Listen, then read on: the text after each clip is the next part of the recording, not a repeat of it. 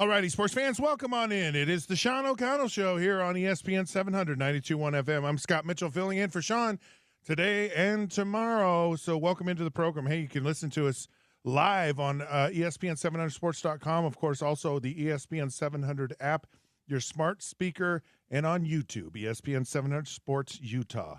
So don't have any excuses. We all know how to use technology.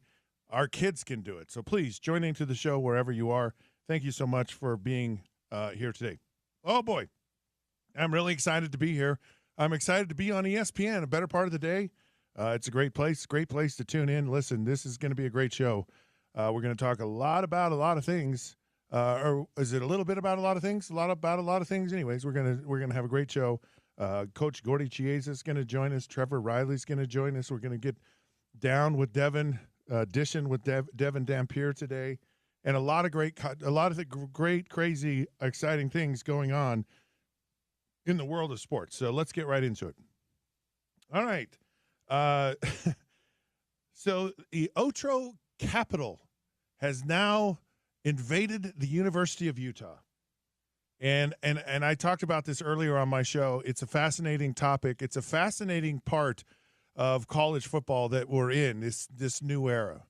And I think there's a lot of consternation, a lot of, it's a topic of, oh, that's a great move, or are you kidding me? You've sold your soul, or this is gonna end badly for everyone getting into this private equity partnership, and it's a scary proposition, and one that I don't know that any of us know the outcome. I don't think people can say one way or another, but I can say this. This is what I really believe. Well, there's a lot of things I really believe about, which I'm going to share with you, but I believe that running an athletic department is a massive challenge because you're always like fundraising. You're always placating to boosters. You're always it's a real challenge.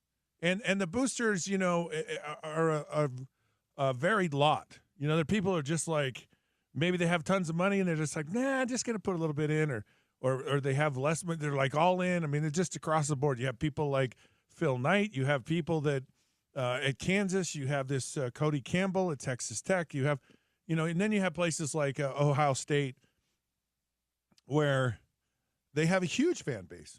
You've huge, and there's a passion about where they are, and they're supposedly running at a deficit right now. So it's a precarious time, or and maybe that's not the right word. It's a transitional time, clearly in college athletics. So this is what part of my read is on this whole private equity situation.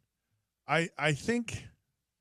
You get a good handle as far as your budget goes, right? Because you're part of a conference.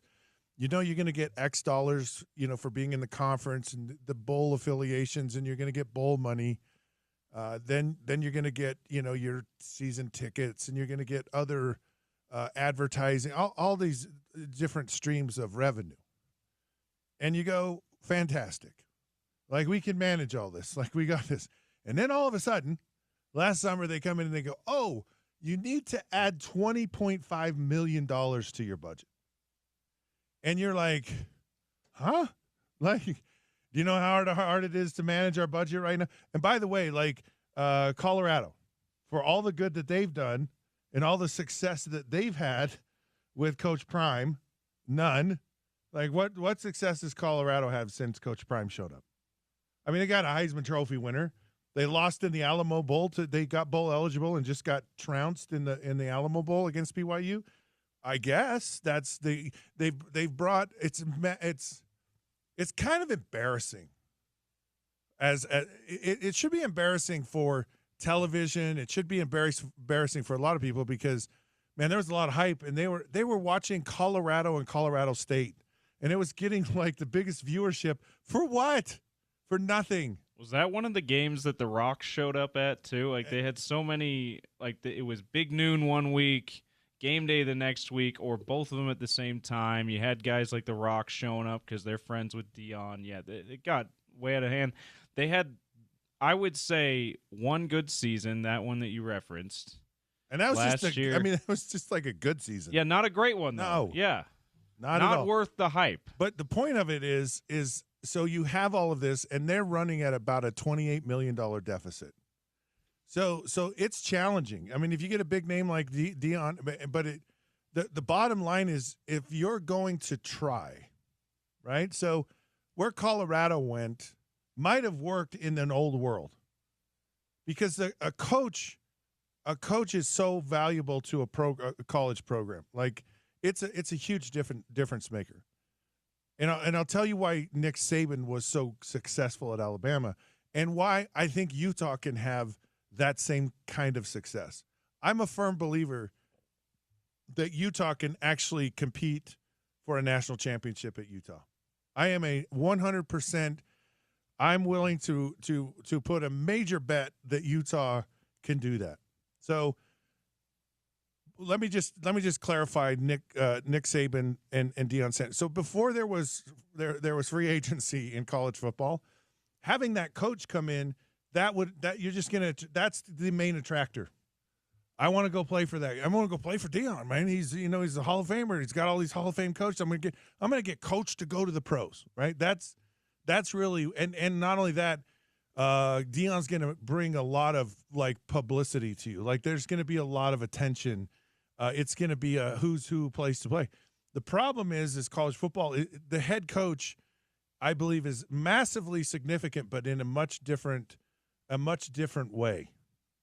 And here's the way, and why I believe Kyle Whittingham is lightning in a bottle if the right funds and the right players can be brought to Utah.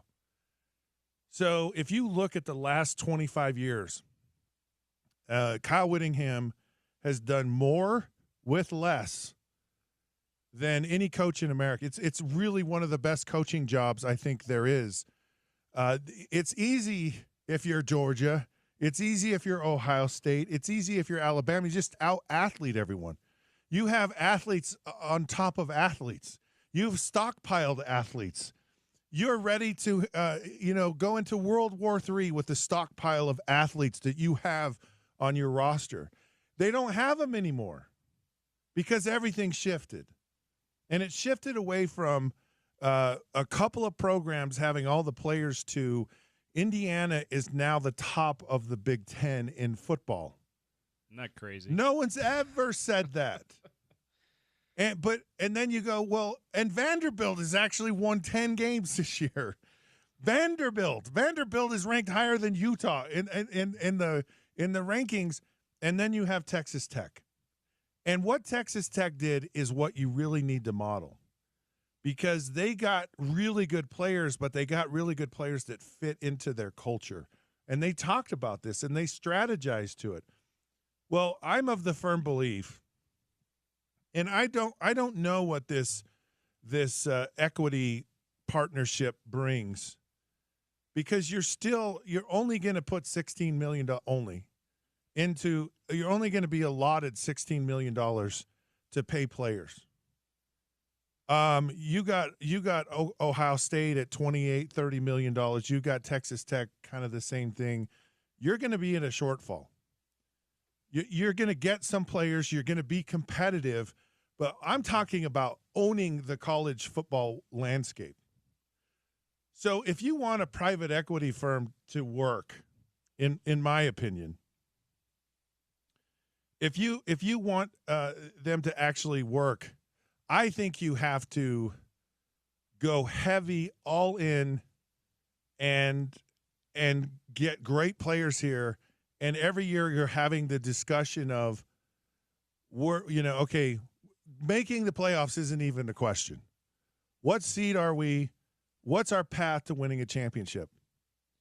And that's where you're going to generate revenue, because a private equity firm doesn't get involved in anything if they can't take it where it is today, like it's worth this today, and we're going to make it worth, 6x, 10x more, and 2 or 3. They don't get involved unless that's the process. It's got to be. You're right. It's got to be a huge profit. You have to have, yes. Okay. So if you want to make it profitable, then invest in and I believe that in the state of Utah we are on the forefront of just an amazing run of sports. In college and professionally. And you've got the Mammoth and you have the Jazz and you're going to get Major League Baseball and you have these two programs which are rival brothers, right? Which is the worst kind of rivalry to have. Like brotherly rivalries are mean. Like they're like I remember having a conversation with Luther Ellis. And I go, Luther, it's got to be just unbelievable having all your boys playing in the NFL. How cool is that? And he goes, it's fascinating. He goes, all they care about is that they do better in their position and on their team and individually than their brothers. It's not about, it's like, I just want to make sure that I'm better than my brother. And that's an awesome thing to have happening here in the state of Utah. I really believe rising tides raise all ships, and I really believe that BYU getting better should make Utah better. Like the people in Provo right now, they're going, "Oh, you guys suck. You've done a deal with the devil. You've got this private equity. Is that all you can do?" And they're like, "We have Crumble Cookie, and we have Ryan Smith, and we've got other people. We have tech people here." We're doing it. We're Built Bar people. And so, and that's good, right? And it's real good because underneath it all, they're like, shoot, man, if this thing works and that private equity thing goes, they're going to go past us. They're going to get more money. They're going to get all this stuff. So I want to go back to really quick to my thought, right? I'm going down a couple of rabbit holes here and I want to stay focused. But if you go all in, with your program and you get great players here and think about how well they're coached with Kyle Whittingham. And I know, look, we all know what the contingency plan is for Utah. And it's Morgan Scalley, right? And why this is all, and it's good. Morgan's going to have his day in the sun, but I don't want to get rid of Kyle Whittingham. I hope Kyle Whittingham still wants to coach. I don't know what he wants to do, but I hope he really does because he has a lifetime of experience that nobody in this country has. Nobody. Not even Morgan's. Nobody. Kyle Whittingham goes all the way back to LaVell Edwards. He goes back almost 60 years. LaVell Edwards said, we can't compete with the traditional let's run it, wishbone, power eye formation. We can't run the ball. We don't have the athletes. Let's just throw it. And it was one of the top innovations in college football in the whole history. And he said, I have to do it different. And I have to find different players. I have to find kids that are the best athlete in their school, and that's usually the quarterback. And I'm going to bring him to BYU, and he's going to end up being a defensive end or a tight end or a tackle or a linebacker or something because he's a great athlete or he's a really good athlete. So they started to develop this projection of players and how they were overlooked in college, and then they grew into something and they were developed. And you think of the BYU era when they had all those great quarterbacks go through there, they all watched each other. Steve Young was an athlete. Doug Scoville said, I'm not coaching if he's the quarterback because he's terrible as a quarterback. But Steve Young learned from Jim McMahon. And so that's part of that culture. That's part of that development. It's not just the coaches. It's the continuity of the system where you have the coaches in place and they stay in place and the system stays in place. And it's like a factory where you put things in and it goes through the factory and you just keep pushing out a product. The problem with that, and so Kyle saw that and he learned that. And then Ron McBride figured it out at Utah. And he took a kid, Luther Ellis, this gangly, Luther was really the first guy that Ron McBride got that was like, and turned Luther Ellis into a first-round draft choice out of Montrose, Colorado. Population 12, now it's 11 because Luther's gone. But when Luther comes back for a family reunion, he doubles the population of Montrose with all his family. But the point is, this is magic, and I hope I hope everybody hearing this understands how valuable Kyle Whittingham is because he gets this. He understands this. Mike Gundy, I remember him scratching his head going, I look over at that Utah program and I watch him warm up and I don't see any dudes. I don't see any athletes. I don't see, and I'm like, and then you go line up against them, they beat the socks off you. And it's like, how does he do that? And he does it because they understand the culture, that there's been continuity in the program, that they pick the right player to fit in their program, and then they get to stay there. Well, now they don't. Now the biggest thing that Kyle Whittingham did, why he went to 4 Pac-12 championships, is because he built depth. And you're always going to have attrition, and they were able to kind of overcome attrition because they had depth. Think of when they finally got to that first Rose Bowl, they were down to like Mekhi Bernard playing cornerback. But they'd gone through a whole lot of cornerbacks that could play. And so it didn't necessarily – they got there, right? But it finally got them in the end. Imagine, and this is where I am, imagine that you go, hey, here's a coach who has the magic sauce in developing players. And Kyle's put a ton of guys in the NFL on this in this program, in this whole process of what they do. Imagine Kyle Whittingham with top-tier talent. That, to me, is lightning in a bottle. That, to me, is, yeah, you're going to compete for a national championship. So please, Kyle, don't retire. Please, Utah, keep him around. And it's like, and I'm not saying they couldn't do it with Morgan Scalley, but why not do it with Kyle Whittingham and Morgan Scalley? And by the way, they just like one of the most savvy moves maybe of Kyle's entire career at Utah was Jason Beck. So now you've got it going on both sides of the ball. And if you but the problem, the challenge is, don't know when the private equity firm kicks into gear. Don't know that they have the money. By the way, the transfer portal opens on January 2nd, which is my birthday. And I'm just telling you, somehow, some way, y'all got to figure it out, because you really have an opportunity at the University of Utah like nowhere else in the country. There's not a coach in the country. Maybe there's someone developing like that. The guy who I always think about is Chris Peterson. Chris Peterson figured this out at Boise State. And he took it to Washington. And he did a tremendous job there, but he's not around anymore. And so they're really, unless you're a guy that gets just all the great talent, it's really hard. Maybe the guy at Indiana, maybe Signetti, yeah. He's been doing that for sure. Yeah, but and he's old. Yeah. He's older than Kyle.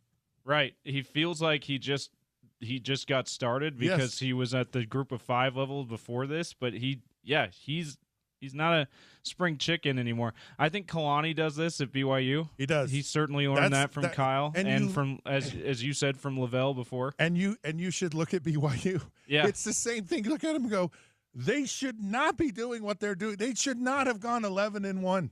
I'm just telling you, they should not have gone 11-1. Last year or this year, they shouldn't have won 11 games, and they did it anyway. They're doing it, and because they understand it. Guess who else understands it? Jay Hill understands it, and guess who else is down there that understands it? Gary Anderson is down there there. So they understand this process, and I'm just telling you. But the only way it's going to happen is you got to have the money. Now here's what happens if you have the money. This is the beautiful thing. This is where everybody wins. When you have the money, people will come. If Utah is competing to win a national championship every year,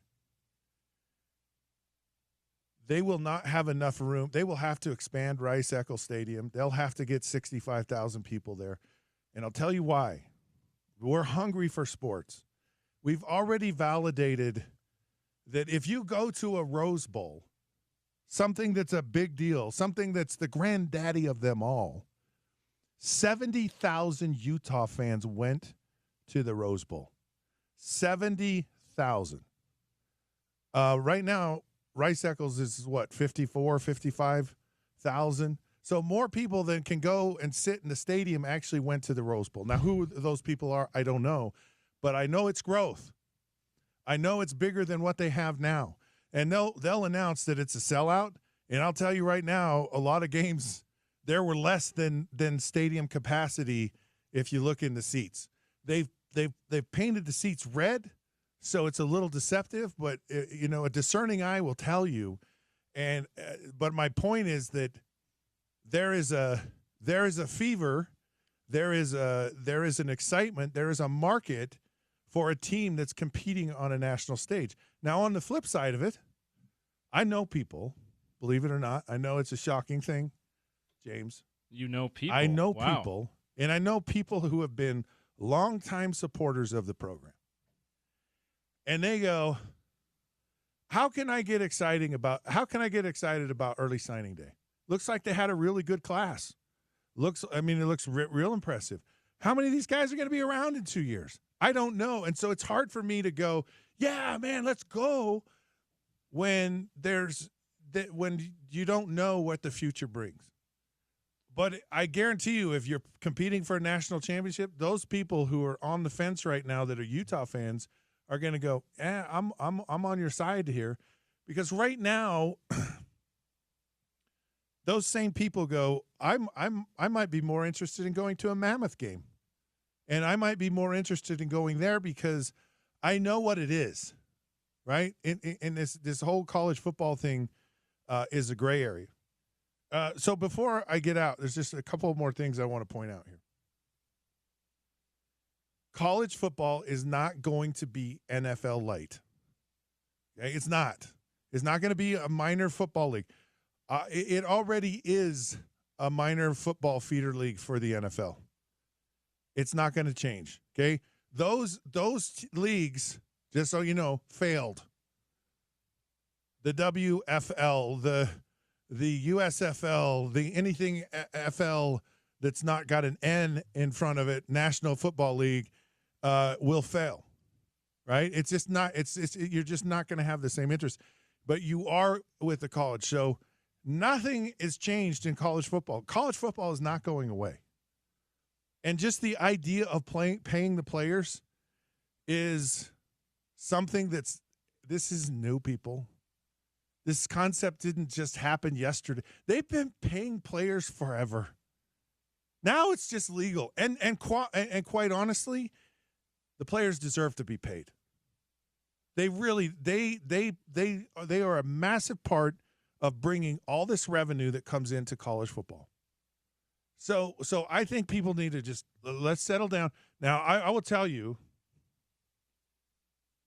the only way I believe a private equity partnership works is if you have a great product on the field. And the great product cannot be a team that's just fighting to be middle of the road Big 12.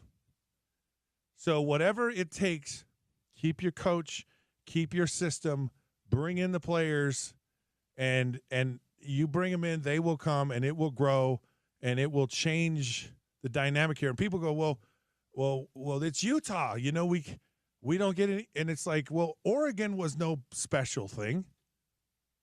Like, Oregon hasn't been a blue blood program forever. It's recent success at Oregon.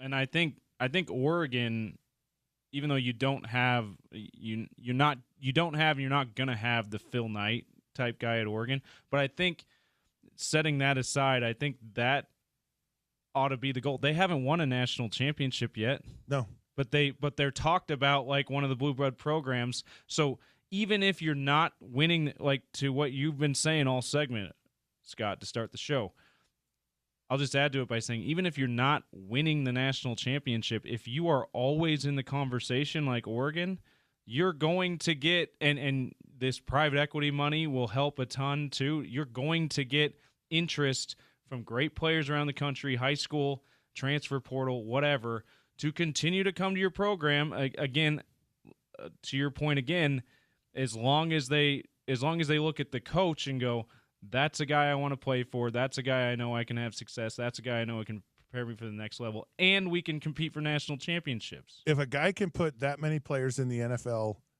who with limited talent, you can better bet you're going to be very well prepared to go to the NFL if you come here. And that's a real thing. Players today are going to say, the first question out of their mouth is going to be, how much are you paying me? And to your point, we win, and how do I get developed? And those are the three main things that matter to the players, period.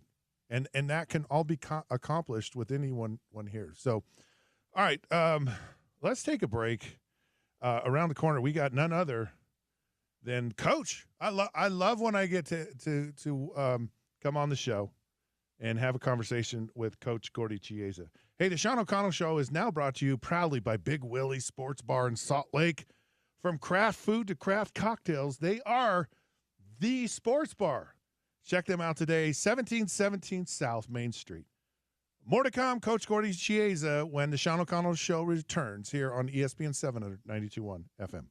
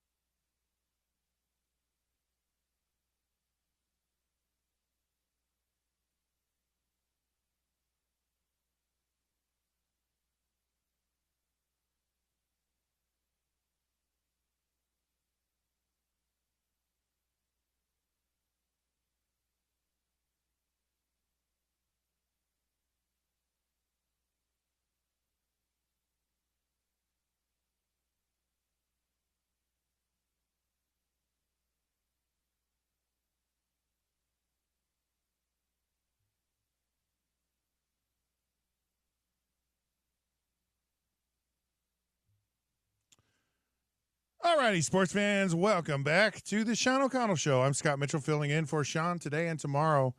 I'm so glad when I get to fill in the days when Coach Gordy Chiesa joins us on the program, which he does right now. Of course, Coach Chiesa is brought to you by Aladdin Industries, your Velux dealer. So, Coach Gordy Chiesa, welcome to the show.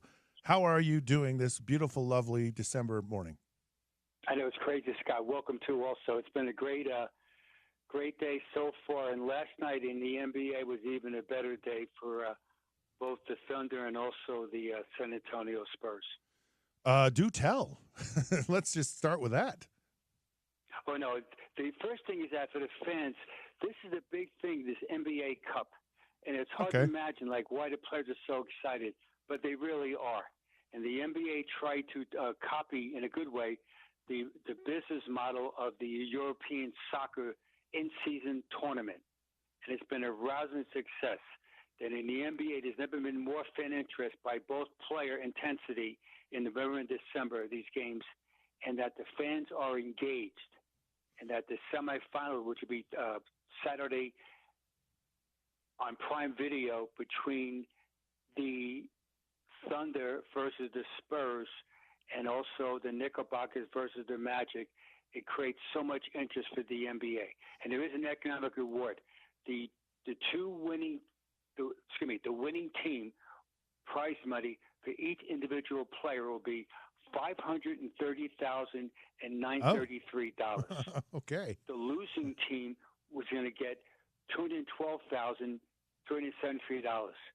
Now, if you're a two-way contract player, which was their teammates in the NBA, those guys will get half of that of the winning or losing share. Got it. So, and usually speaking, I'm not being naive saying this, but I've seen many times already that many of the players donate the money to charity. Oh, nice. So whatever, which is good.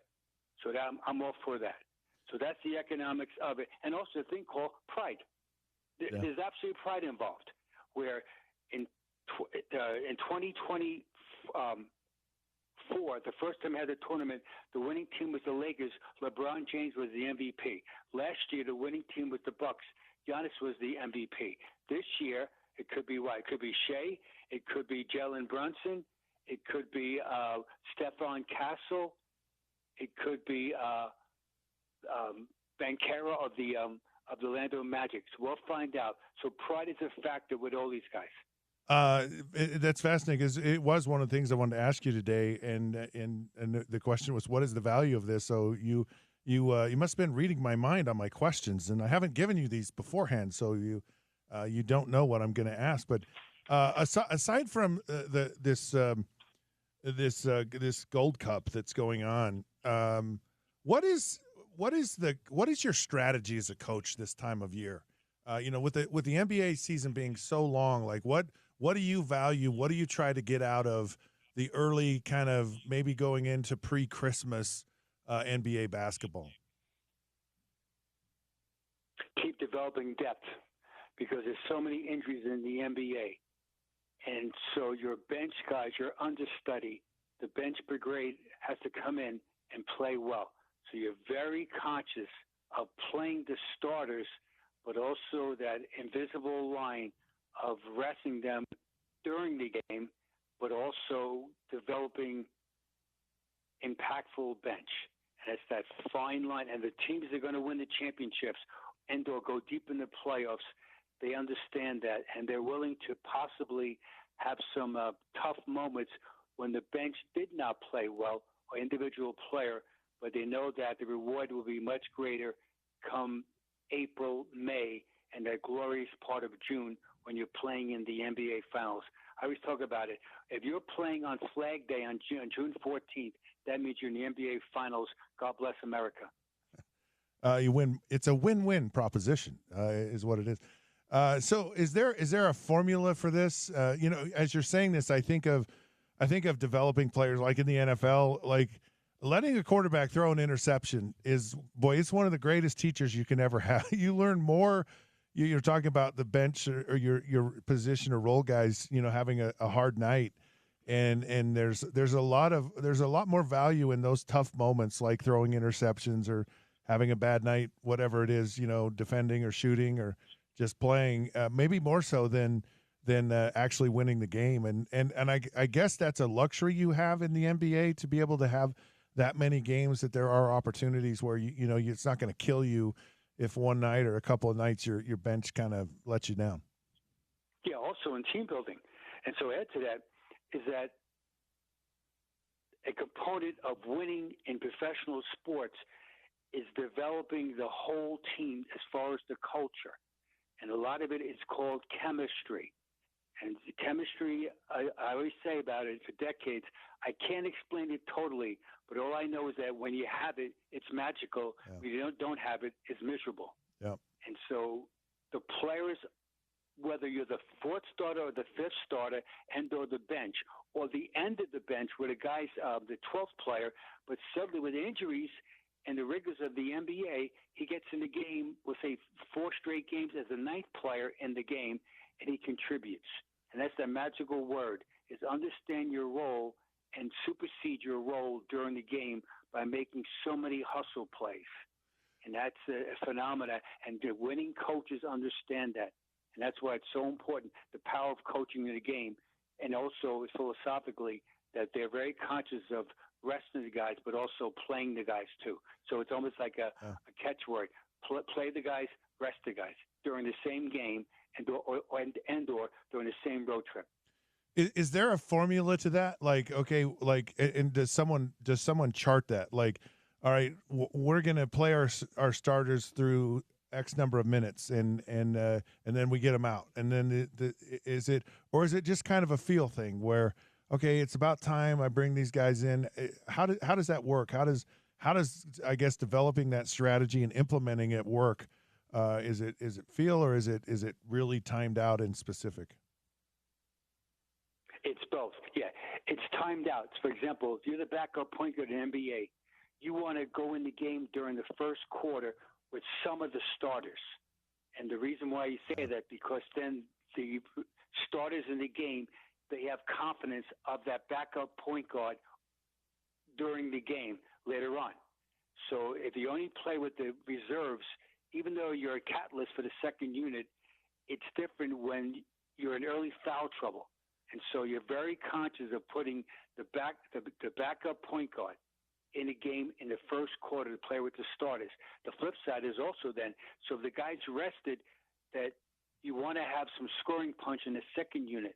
So you want to have, just generally speaking, either your second best scorer in with the second unit also in during that part.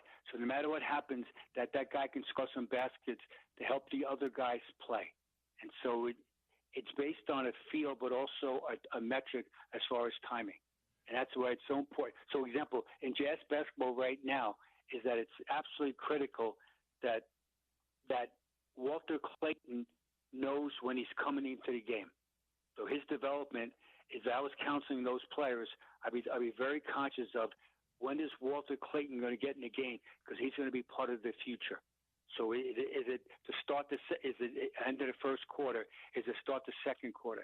He'll play much better if he knows he's going to the game. He'll help him develop more confidence, and also, more importantly, his teammates believe in him even more. Will Hardy was there's a clip of him that he's yelling at his team on the bench, and a lot of fans really liked that. So you talk about this kind of culture and developing a team, and you know, how impactful or how organic is a coach yelling at his team? Is it sometimes like, hey, I got to get these guys fired up, or you know, like I guess like the coach in Hoosiers where he tries to get himself kicked out of the game? You know, how much of it is contrived, and how much is it just organic, and how impactful is it? It's much more impactful in practice. So as a coach in the NFL or in the NBA, practice is where it's at. And so the head coach has the most influence on his team in practice. So those are the habits that are being formed. And that's when it gets very interesting, when you go certain drills that you're going to teach the guys and reinforce what's accountability. And so I always say this for decades again, is that in every NBA and or NFL practice, there has to be an element of hurt feelings, because you're asking people that are highly combustible to do things that innately they don't want to do. And by the way, is that sometimes they're stubborn about it.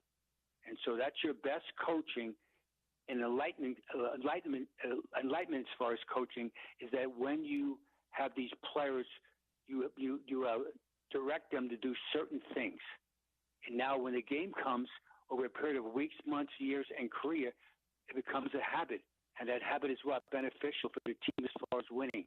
And so even though the fans love when someone gets on a player, we'll say a group, in the timeout, it looks as far as positive as far as saying it, even though it's some bad words coming. The coach is saying some things that are very, very interesting. However, the better coaches do that in practice all the time. And that's how you win. You win in practice. The coaches win practices. The players win games. So I want to ask you a couple of questions just about general NBA right now, and then I want to get specific into the Jazz, and of course we'll finish with your list, because I'm sure you have a great list for us today. And so the OKC Thunder, they're on a historic pace. They're 24-1 so far this season. Where is the ceiling for this team? Are we starting to see maybe a new dynasty in the NBA? Where do you think this team ultimately ends up? New dynasty, interesting. Okay, they have a great roster, tremendous coaching, unbelievable chemistry. But dynasty is hard, because I'm just going to go historically. The most recent metric that we have, and also the visualization of it.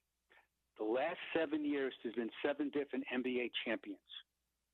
So everyone thought that, the previous winner thought that in the summertime after they won it, that we're going to create a dynasty, including the Nuggets, the Celtics, the Lakers, the Bucks, the Thunder last season. They all thought that. So they had the making of an unbelievable team. The last team to win back-to-back championships was in 2017 Golden State Warriors and 2018 Golden State Warriors. That's the last time they won back-to-back championships in the NBA. So the answer is, I'm going to temper the words saying that they're capable of doing it, but it's highly unlikely. Because remember, the other guys are good. And so there's so many injuries. As a matter of fact, that you don't realize this, for the 7th straight season, the defending NBA champion didn't advance past the second round in the conference semifinals. I know they've made it hard for teams to kind of create these dynasties, but boy, they sure look really good this year. And the answer is, when you're 24-1, you got it rolling, and you're playing at a high level. Yeah. But let's add to that. Remember last season when the Nuggets were playing the Thunder and Game 7, and Aaron Gordon tries to gut it out. And so Aaron Gordon didn't play. So let's just say if, would, should, could. It happens. And so the Thunder are absolutely a great team. The people on the sidelines are watching right now, meaning what? The Nuggets, the Rockets, the Lakers, the Spurs, the T-Wolves, Warriors, they're all looking at it saying that we're going to try to compete against them and knock them out. It's fascinating. Yeah.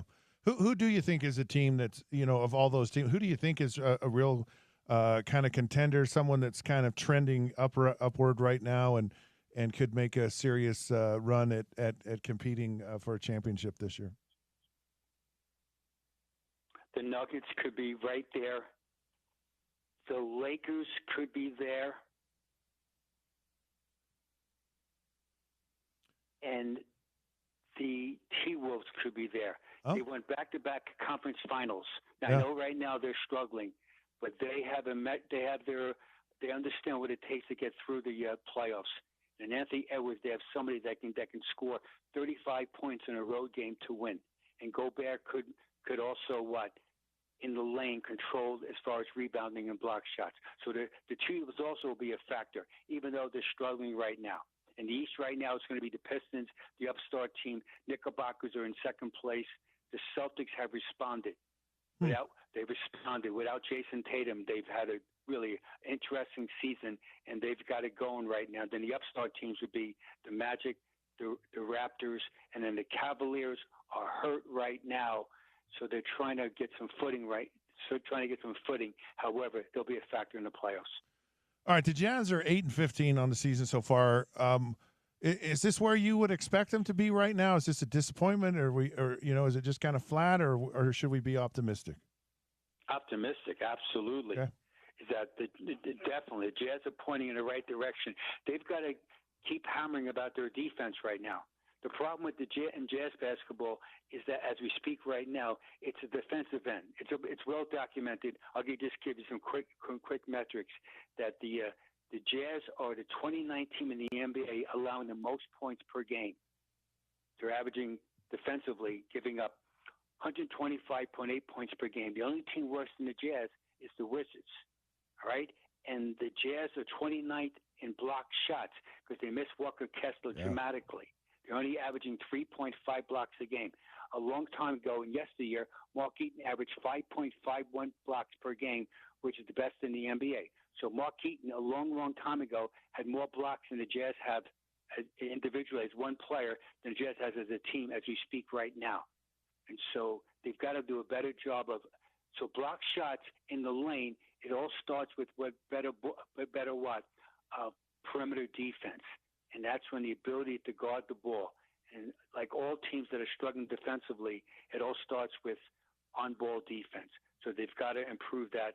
And add to that is that the Jazz give up the most three-point shots in the NBA as far as made threes.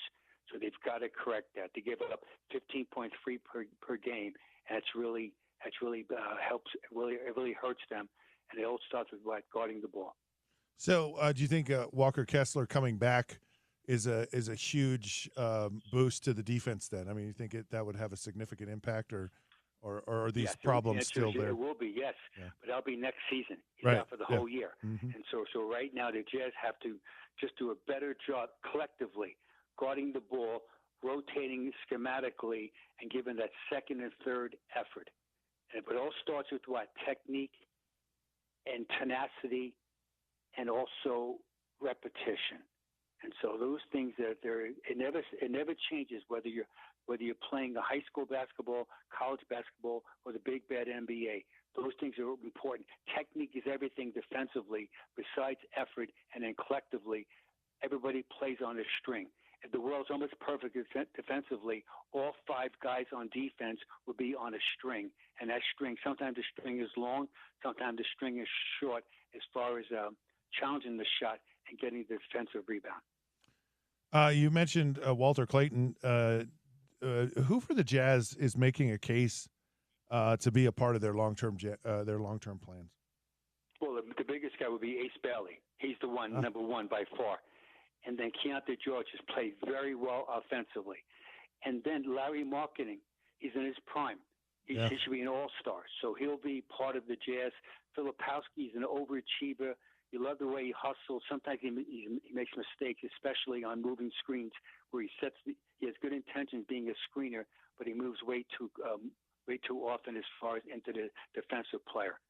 So, and then it's been interesting to see though what the Jazz do with Bryce Sensabaugh, who has some good moments, and now there's always that part about with Cody Williams right now, his development, and also with Taylor Hendricks, so where they stand with that. All right, one quick question, not about the Jazz or the NBA, but the future NBA, and then I want to get your list. AJ Demanstia, is the hype for real? What are your thoughts on him? Yes, the hype is absolutely unequivocally real. He'll be picked either 1 or 2 in the draft, and whoever gets him he's going to be a all-star type player. And the reason why I say that, because 1, he has talent. 2, he's got ball skills that he can break down an individual player. He can score the ball himself, but he makes his teammates better. So yes, he's absolutely a tremendous talent, and I love his game. And BYU is very fortunate to have him, and that he's responded to all the different challenges. So just picture right now. He plays really like a younger version of Paul George. He plays like Jalen Williams of the OKC Thunder as far as his talent level, and he plays also like Brandon Ingram of the Toronto Raptors. So he'll be picked 1 or 2 in the draft, and he's going to be absolutely a sensational NBA player. I love his game. All right, Coach. I always enjoy it. It's fascinating to talk to you. I love to pick your brain. Now it's the thing we've all been waiting for, your list. Bring it on. All right, list today is based on games. So we talked about resting guys and developing a bench. This list today is a short list. There's only 12 names on this list. Most career regular season NBA games won by a player.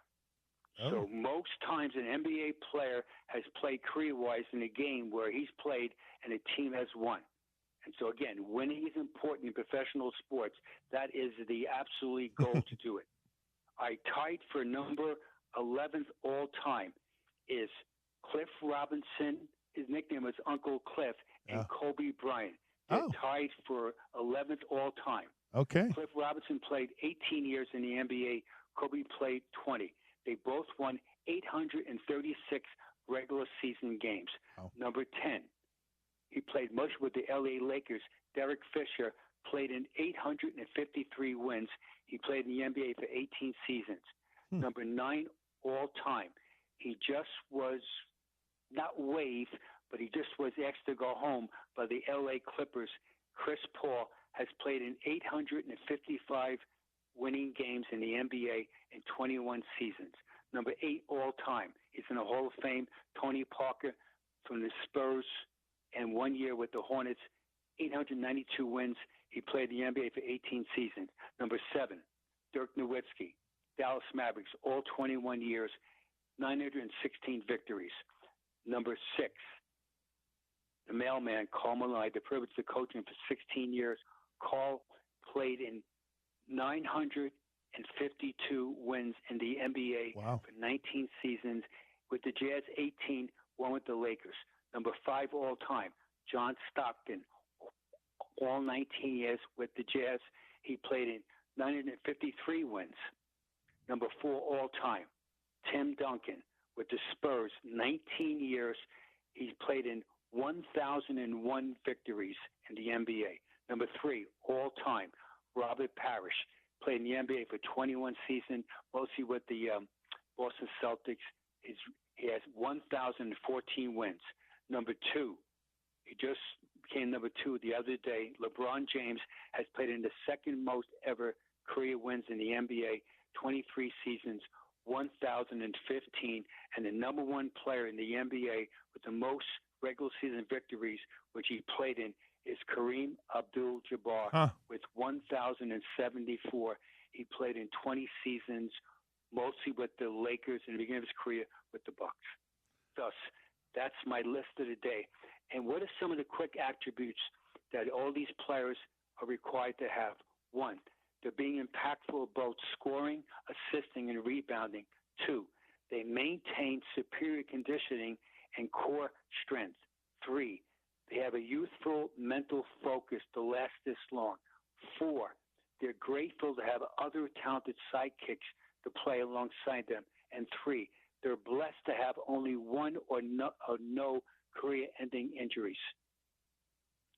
Yeah, and they didn't go play baseball in the middle of their career, too. So that was like Michael Jordan. So he wasn't on that list. Yeah, it's Michael Jordan. That's exactly right. He played baseball for that basically a year and a quarter. So this is a list of longevity of the players, and they've all been impactful in their organizations to win. And in Jazz basketball, Karl is number 6, and John Stockton is number 5. Yeah. See, Karl would have been higher had he not played that year for the Lakers. So. That is correct. That's right. It's interesting. 18 straight with the Jazz and 1 year with the Lakers, and Karl never got hurt ever with the Jazz. And that 1 year with the Lakers, Scott Williams, who's defending him, when Karl played the Lakers, made a routine attempt, a corner jump shot, and Scott Williams fell on his knee and tore his meniscus tear, and he missed most of that season. Oh boy, a great list, Gordy, and a great conversation. Thank you so much. Have a great day. Always good to chat with you. Thanks, Scott. Peace out. Stay well. Yep. All right. ESPN 790 and the Rocky Mountain Chevy dealers invite you to help those at the road home this holiday season With needed blankets, coats, shoes, hats, and gloves. Drop off donations at any Rocky Mountain Chevy dealer. Visit ESPN700sports.com for dealer locations. Spread the warmth and help others find their way home. More to come here on the Sean O'Connell Show, ESPN 700, 92.1 FM.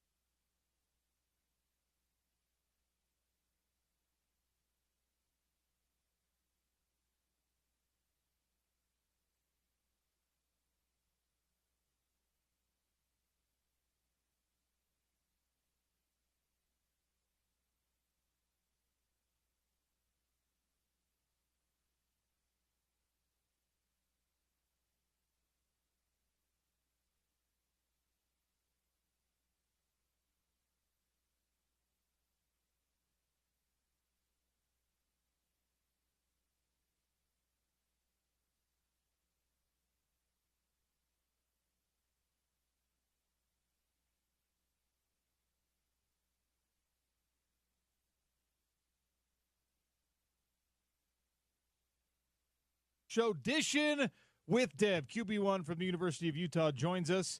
We're going to have a fun conversation. We're going to get to know Dev a little bit better. No games to react to necessarily. No game to look forward to in the immediate future. So we'll talk some big picture stuff with Devin Dampier. Dev, what's up? How are you? Man, living life. How are you? I'm all right, man.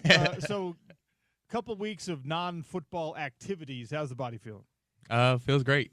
Had a lot of time to recover. Just be with my family for a little bit past weekend. Been with friends, a lot of off time, so it's been good. Before I forget, the conversation with Devin Dampier is brought to you every single week by ARUP Blood Services. Give local, save local. Polylift Concrete Lifting and Peering America First Credit Union and Culligan Water of Salt Lake City. Taste the Culligan difference. Make sure I get that out of the way. So you all were watching Conference Championship weekend, and the first matchup with BYU and Texas Tech looked a lot like the second matchup with BYU and Texas Tech. The Red Raiders continue their dominance, win their first conference championship in 70 years, something like that, and they're now a top 4 seed in the college football playoff. Did that play out kind of how you expected? Yeah, I mean, Tech's a good team, no doubt about it. And I mean, we had a pretty close game against BYU. They got that win over us, but Tech's a good team. I knew they were going to dominate. I could tell by when we played them, maybe week 4, they were ready early in the season. So you just know later on they're going to keep getting better. And yeah, they had a solid squad this year. The most impressive thing about what they did, and we've talked a lot about how they spent a lot of money and brought in kind of the top free agents in college football, that the guys that were headed into the transfer portal, and that's great. And it's awesome that they're able to do that, but you still got to coach it up, and you still got to get a team like that, a talented team, to play together. And in this era of college football, everyone has to do that to some extent. But that was the most impressive thing about what they did, is like David Bailey, talented guy, Romello Height, talented guy. They were better at Texas Tech than they were anywhere else because they were coached up properly, because they believed in what that defense was doing, and obviously the results speak for themselves. Yeah, you can definitely tell they have a culture, even bringing in all those new guys. It's a shout-out to their head coach, just being able to bring all those new guys in and set a foundation, set a culture, and their captains holding that standard. You can tell they definitely got culture behind them. And look, you've experienced that at the University of Utah. You were a newcomer this year and integrated yourself pretty smoothly into what we think Utah football culture is. But how big of a challenge is that when you are a newcomer, and not just a newcomer, but it's not like you're the freshman coming in and maybe redshirting. It's like, hey, newcomer, you're going to be our starting quarterback day one. Yeah, no doubt. I'd say the biggest part, that's the guys you recruit. I think Utah recruits certain guys that they know may already have a feeling of the culture, can already come in as who they are, but just know that they're adaptable, know they can change, and just be their best versions inside of it. So as we're watching Conference Championship weekend, the question was for Utah, not where you're going to go necessarily, because it felt like the Vegas Bowl was probably the most likely destination, but who this team was going to play. And now we know Utah versus Nebraska, New Year's Eve in Las Vegas for the Vegas Bowl. What do you know about Nebraska football right now? Man, Dylan Raiola, he used to go to Arizona. He was at Chandler. So I mean, I know him for sure, and their running back Emmett. Since I'm from Minnesota, also I just had that connection with him. I met him during the off-season workout, stuff like that. So that's what I know about them. We just started diving into film literally yesterday. We got like 15 practices until our game, so just early start of it. So Nebraska as a program, I was a 90s kid coming up, right? That was the Nebraska glory days. The black shirt defense was legendary. These are dual threat quarterbacks and title runs and things like that. I mean, Nebraska was one of the programs, and then it kind of shifted away from that early 2000s, whatever. But, I mean, that's before you were born. So the Nebraska winning tradition, does it mean anything to your generation of football player? Not really. Nah. From what I know them as a like a mid-level Big Ten team. Like they should win. They should make a bowl game every year, but never be the top. That's so. Like that's just how we know that school, I guess. Yeah, I mean, and that's kind of what I expected you to say, but it's crazy how rapidly your fortunes can change in college football. Yeah. Because there was a time where, like, oh, that dude got an offer to Nebraska. Yeah, like that was the school. He must be a monster. You know what I mean? Yeah. And then they've just, I mean, look, they're still a great program. They have a high-quality coach, and they spend a lot of money. Yeah, no doubt. But they're not where they once were. Yeah, I feel that. Fascinating. So you mentioned it, 15 practices. And a Vegas Bowl is not the destination any of you properly envisioned before the season began. But you want to make the most of this situation. And so what are these 15 practices going to look like? Man, very, very chill for the most part at the beginning. There's no need to hit or pads on. Like, it's pretty chill working up to it. Our coaches gave us time off for Christmas and whatnot to go see our families and stuff. So that'll be a nice break that they're still allowing us to go do that. And then, have some couple, more prep practices right before the game. Are conversations happening about who's going to participate and who's not? We kind of know by now. Kind of know who's going to play, who's not going to play. Just draft reasons and injuries, regions, and stuff like that. How close to? I'll let guys make their own announcements. Yeah, no doubt. Kind of thing. But how close to like full strength, or how close to, if you wanted to put a percentage on it, does this look like the Utah football team that we saw during the regular season for the most part? Yeah, no doubt. I think, a lot of guys want to play. Okay, for sure. Even the guys that said they didn't want to play, they wanted to play too. Just better for them. The transfer portal announcements are already starting to come out in college football, even though we got 3 weeks before the portal itself actually opens, and guys can officially be in the transfer portal. People are already making their plans known. A couple of Utes have already made their announcements, and looks like the Sam Leavitt down at Arizona State. Like, there's going to be movement all over the place.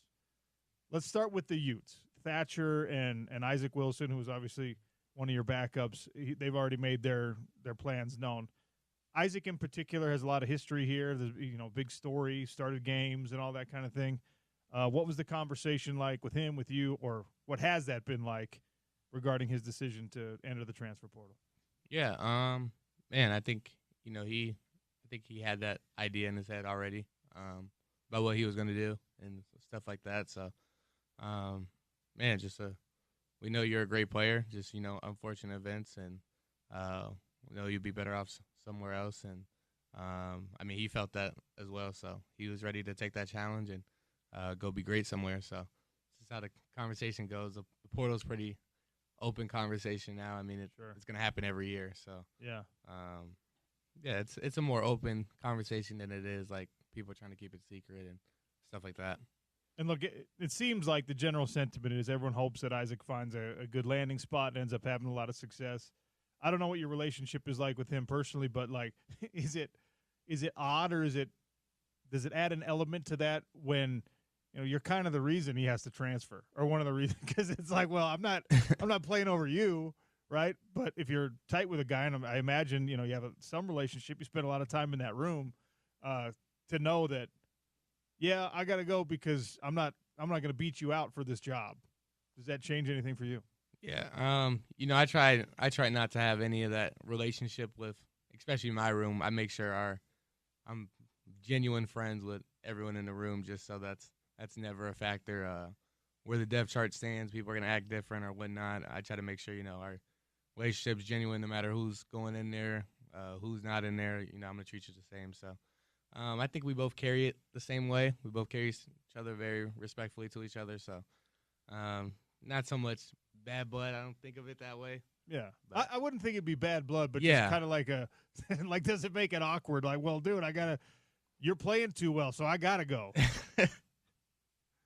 I don't know. I don't know. I can't answer that. I can't answer that. Like, I don't know, just because it is just the reality of that. Like, it is the that's how it always is in college football, right? You're friends with the guys in your position room, right? And having been a perpetual backup, I can tell you, you're like, man, I love that dude. I wish you were not so good though, because I want some of those reps. Yeah. You're like, I still love you, but like, I don't know, twist an ankle or something. Anyway, Devin Dampier is our guest here on the Sean O'Connell Show. Dishing with Dev, brought to you every week by Culligan Water of Salt Lake City. Taste the Culligan difference. Concrete lifting and piering by Polylift. ARUP Blood Services, Give Local, Save Local, and America First Credit Union. One of my very good friends is like the ultimate conspiracy theorist.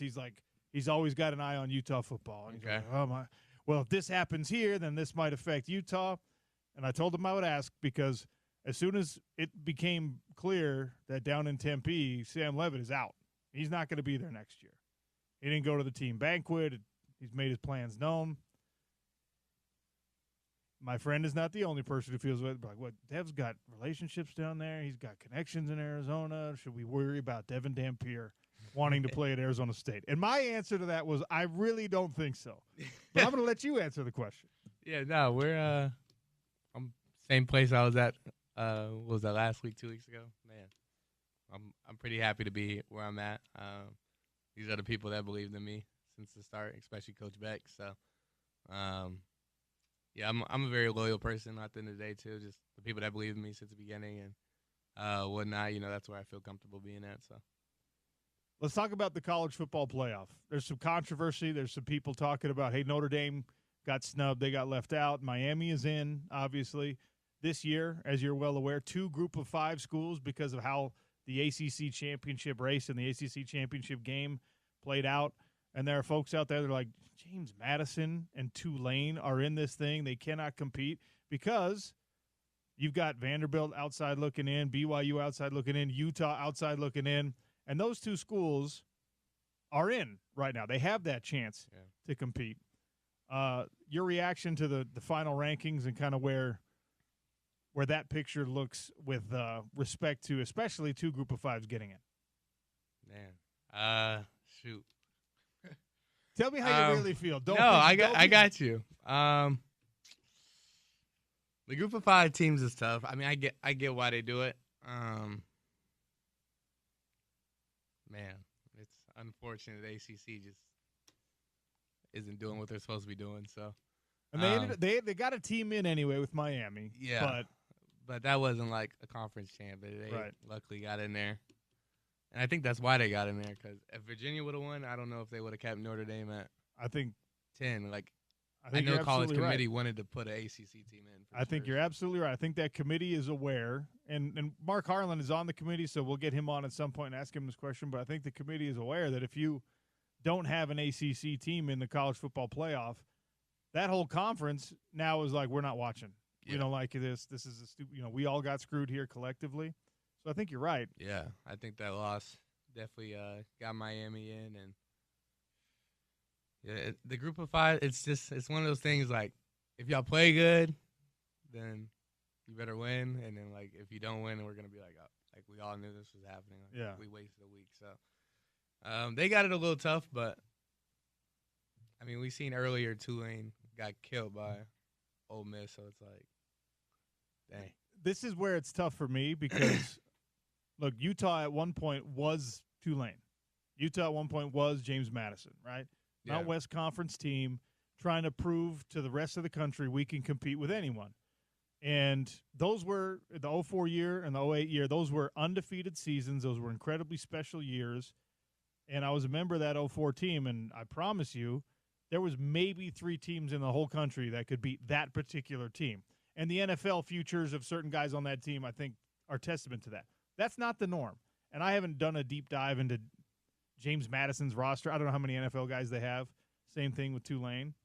But it's hard when you're like, okay, you don't want to just block out the group of 5 teams completely, because if you have a special season, you should have a chance to compete. Also, though, the reality of the situation is, especially with where the transfer portal is at right now and where NIL is at right now, I don't think even a great year like Tulane, I don't think a Tulane roster can be like a Texas A&M roster or an Ole Miss roster. No doubt. Or an Oregon roster. Same thing with James Madison. Because all the guys that are in that category already got poached. Does that make sense? Yeah. No, that makes sense. Like, I'm not disrespecting like anyone saying they're Of at course. Tulane, but like to get to Tulane, it's because you got denied from, I guess you would say, bigger schools, whatnot. So like, talent-wise, it's never going to be there. But I mean, that's the game of football. Luckily, playoff games is one game. And you can kind of say what you want about this because you were one of these guys, yeah, right? yeah, no doubt. Like, I mean, if you at New had Mexico, I would hate to go against. if you were SEC 11-1 at New Mexico and got invited to the college football playoff, yeah, you would say all the right things. You'd be like, we're going to go try and win this game. But you're also going to be like, dude. Yeah, it's a big talent gap, but man, maybe they'll surprise us. Yeah, you feel me? Maybe they will. I won't say they won't. I won't say it because football is an interesting game at times. So the other part of this college football playoff ranking, the other interesting dynamic here, Alabama, 3-loss Alabama got in. Do the Crimson Tide belong in the college football playoff in Devin Dampier's mind? See, I saw something like BYU is 0-2 against Tech, and they're 1-1 against Georgia. So sure, that does play in a little bit. They're also think 0-1 against Florida, though. Well, that's a bad loss. It's a bad loss. I hear it. And I'll say this. My beef with Alabama being in, right, is like you all got punished for winning games. Oh, yeah, for winning. For winning games, but not in impressive enough fashion. So that committee said, yeah, they won, but they don't pass the eyeball test right now. We don't think they're as good as they look. They're not playing their best football right now, whatever that conversation is. Alabama lost 2 of its last 4 games. If they were red hot, like Notre Dame was in this conversation because they lost the first 2 games of the year, and then they won 10 in a row. Right. And it's like, well, they're not who they were in those first 2 weeks. Alabama, I can make a case they're not who they were when they beat Georgia because they got blown out in the championship game by Georgia. Right. Yeah. No, and 2 weeks before that, they lost. And by the way, they struggled with Auburn, and their second to last game was against Eastern Illinois. So we're in the era where if Alabama can get in, they're going to get in. Yeah. That's kind of how, like, I get the arguing about it, but it's also like, y'all, it's Alabama. They probably had the most viewed games this season, and community also probably won some money too. So you're exactly right. You have the exact right perspective on it. But the criteria that the committee applied to your team was not also applied to Alabama. Yeah. That's a frustrating reality. It's bad. It's very bad. I don't even know. So we were talking about this before we came on air. Even if you had stayed at 12, you would have been outside looking in. Yeah, probably because, I mean, they dropped BYU, so maybe they would have went behind us. We would have been at 11. Yeah. Still maybe. But, yeah, even 11. You got to be 9 or 10 in order to get in because of the automatic qualifier situation. Right. And that circles you back around to, like, well, does James Madison really deserve to be in there? So it's this perpetual kind of, like, who's in, who's out. And if they expand to 16, do you think that changes anything? Or do we just have these same conversations about 17 and 18? I was thinking about that, too. Man, it's hard to go 10-2 and, like, not get in. So it's like if you do 16, you would think all the 2-loss teams get in, but then, like, I think Michigan had 3 losses. 2 losses. Yeah, Michigan had 3 losses. But USC did too. Yeah, so I mean, yeah, you kind of get to the 2-loss teams if it's 16. So I don't know. That's my thought process on it. Like, I feel like a 2-loss team in a good conference is worthy of being in, and the chance to compete for it, right? I was having this debate because I'm like kind of split where, all right, so there was a chance still. It was a very slim chance, but there's a chance still that BYU could have been included in the college football playoff without winning the conference championship. And it's like, yeah, that's cool. That's great. You've had a great year. But the only reason you're in the playoff is because they expanded the field. Like, you didn't necessarily have to win your way into this thing, which is probably unfair to say. And this would have applied to Utah as well. Like, one of the stated goals of the program, and something that Kyle Whittingham has said, is that, man, I really like to be part of that college football playoff. I don't know how much you can celebrate backing your way into a college football playoff versus, like, doing what Texas Tech did this year, where they deserve to be there undoubtedly. Yeah. Right? And I say the same thing about Oklahoma. I say the same thing about Ole Miss. It's like, I'm still torn on whether or not you should be rewarded for not being in your conference championship game, if that makes sense. Yeah, just being a good team. You're saying just getting in. Yeah, because it's like you all had more wins than the Pac-12 championship years. Right. And I'm like, well, it's a better season in a win-loss perspective, but just because of the way the tiebreakers shook out and who you lost to, you didn't get to compete for that conference championship. You didn't get to win that conference championship. So even though you had 10 regular season wins, I don't think there's anyone out there who's just like, well, that's better than the conference championship years in the Pac-12. And it's like, the math doesn't math for me. Yeah.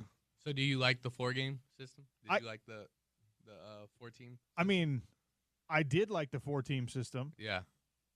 I like the 12-team system also, except in weeks like this, where we're like, well, now we need to go to 16. And when we go to 16, we might be like, now we need to go to 32 or well, yeah, 30. it's never gonna stop.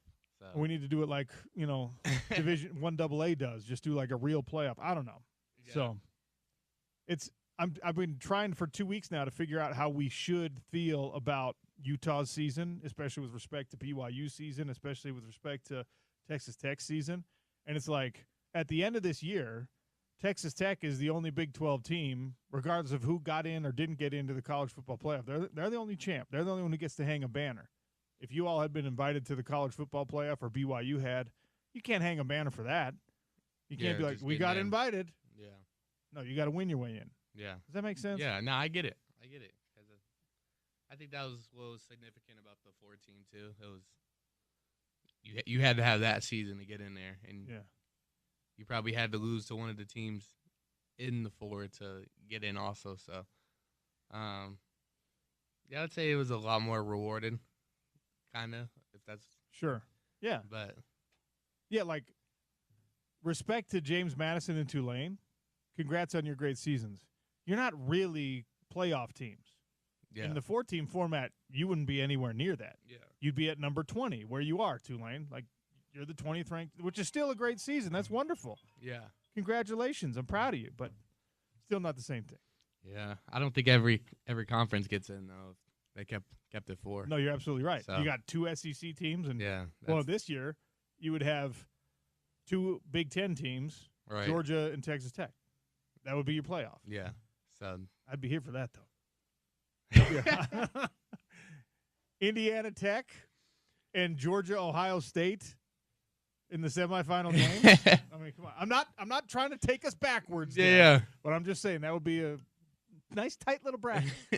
All right, before we let you go, big news this week in the Utah football world, the Utah athletics world. Private equity firm coming in, purchasing a share of Utah athletics effectively. They're going to split off, do a for-profit Utah Brands and Entertainment situation. And on face value, what this is it's economic opportunity for the athletic department. It's an opportunity for the football team and the basketball team especially to make sure that guys like you don't go anywhere and that you can bring in a lot more guys like you.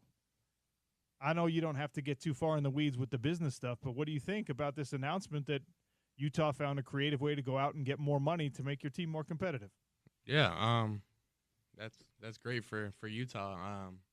Obviously, I think BYU's in that direction with what they're doing and stuff like that. So, I'm glad that the whole state of Utah is, on board with wanting to be one of those teams that can compete with what we quote unquote consider the higher schools or whatever.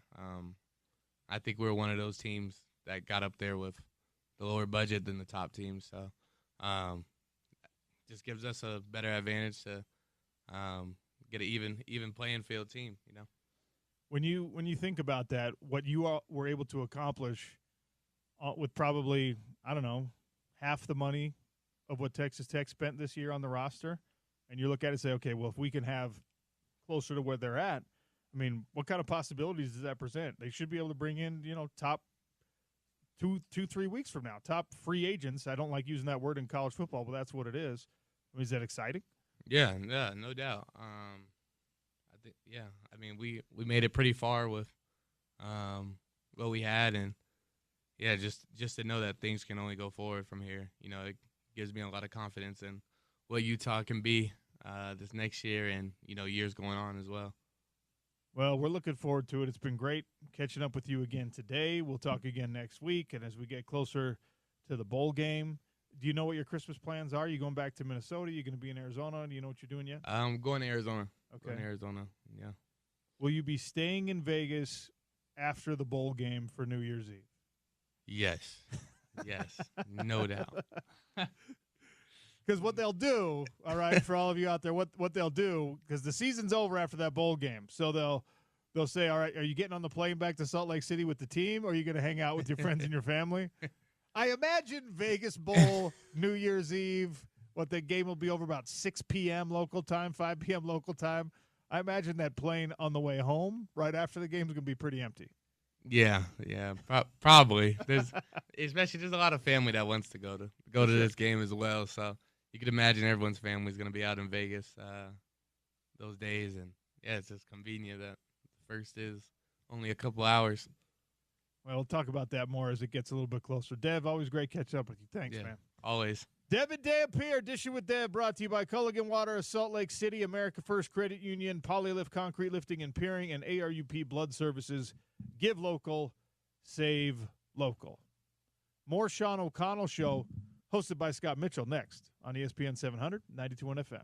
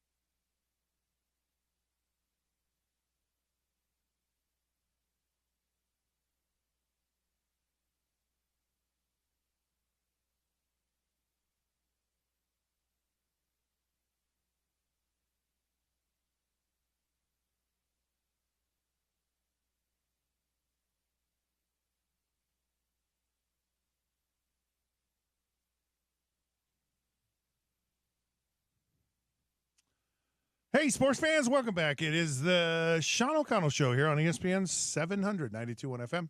Scott Mitchell filling in for Sean today and tomorrow. A lot of fun today. I just love to talk about sports. Sports is life. Football is life. Anyway, so thank you for tuning into the show. We're having a good time. I have a question for you, James. I'd like. It's kind of.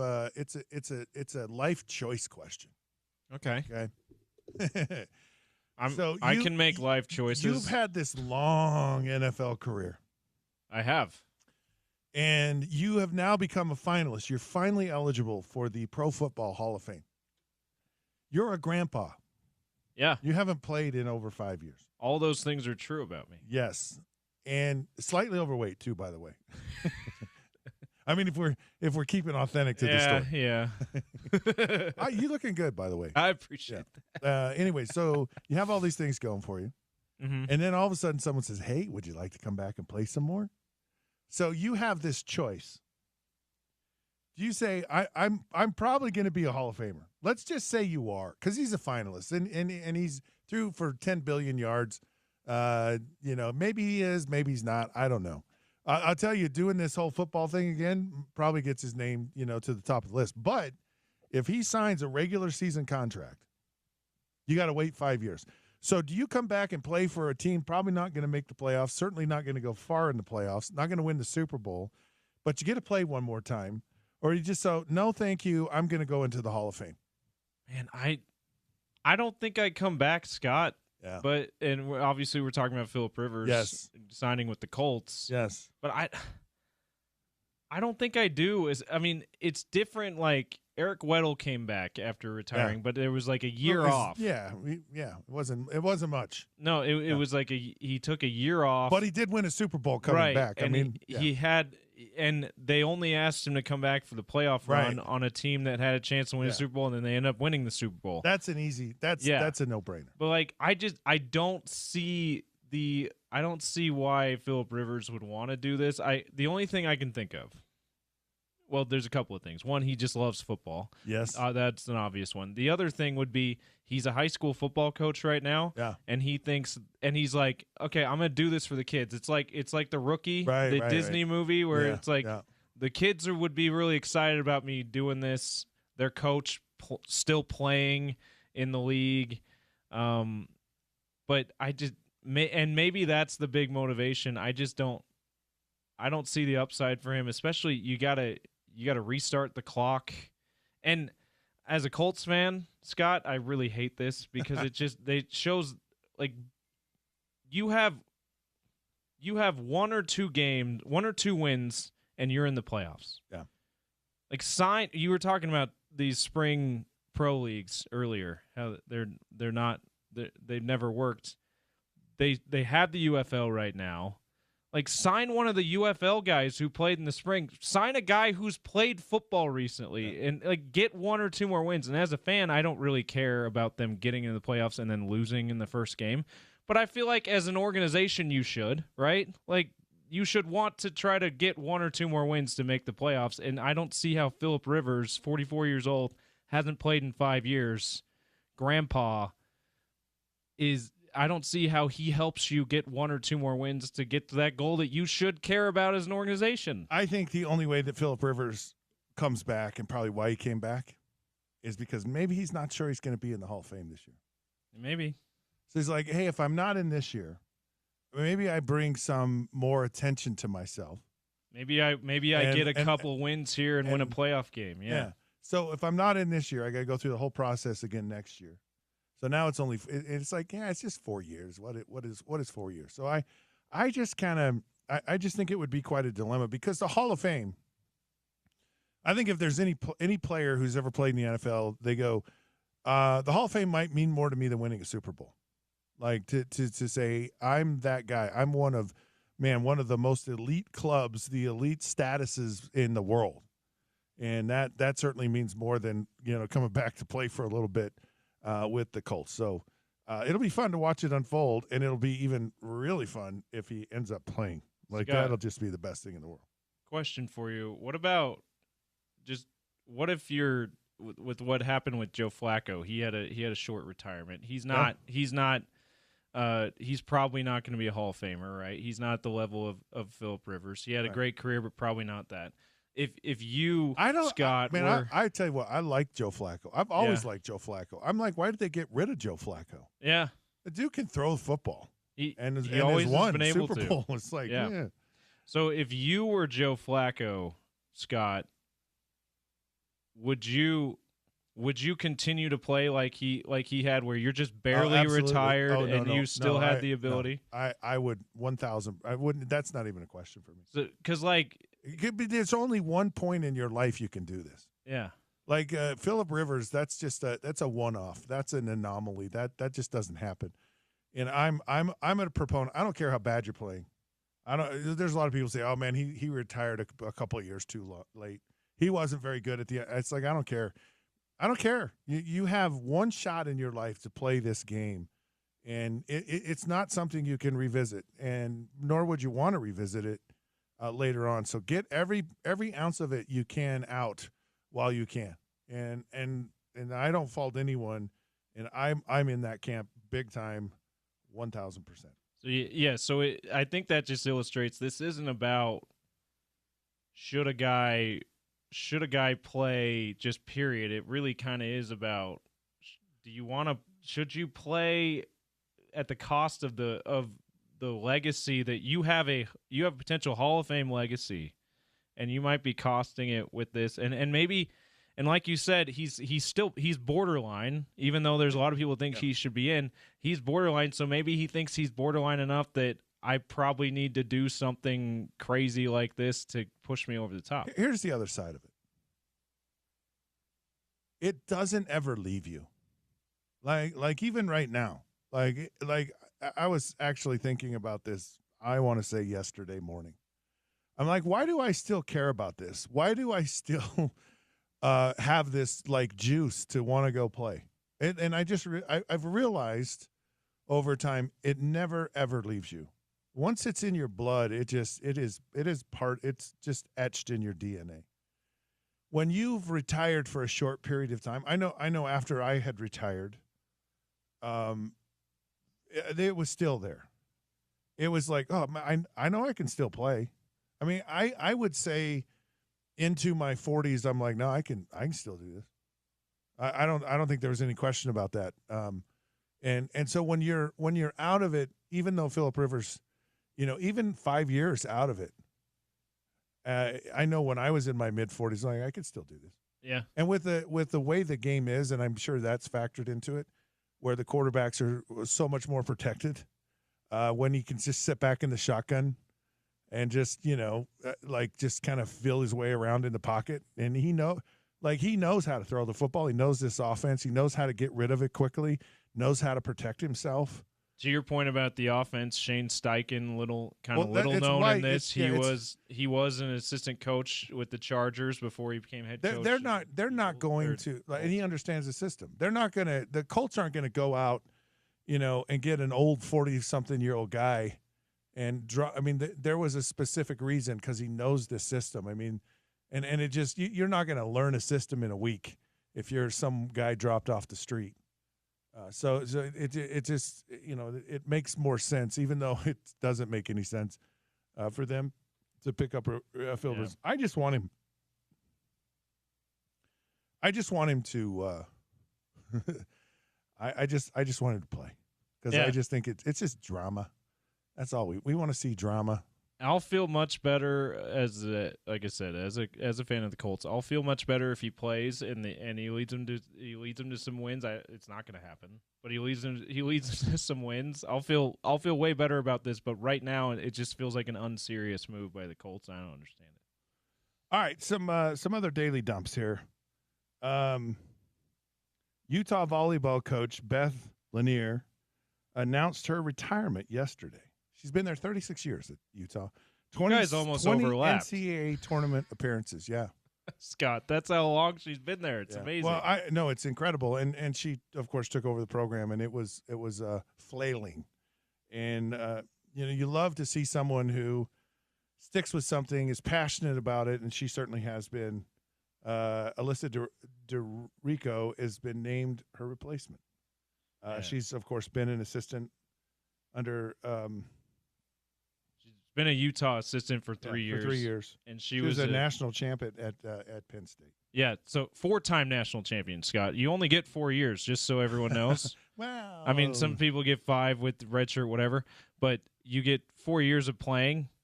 Like, she won every year she played, so that's pretty impressive with Alyssa DeRico. I was at the they did the retirement press conference for Beth yesterday.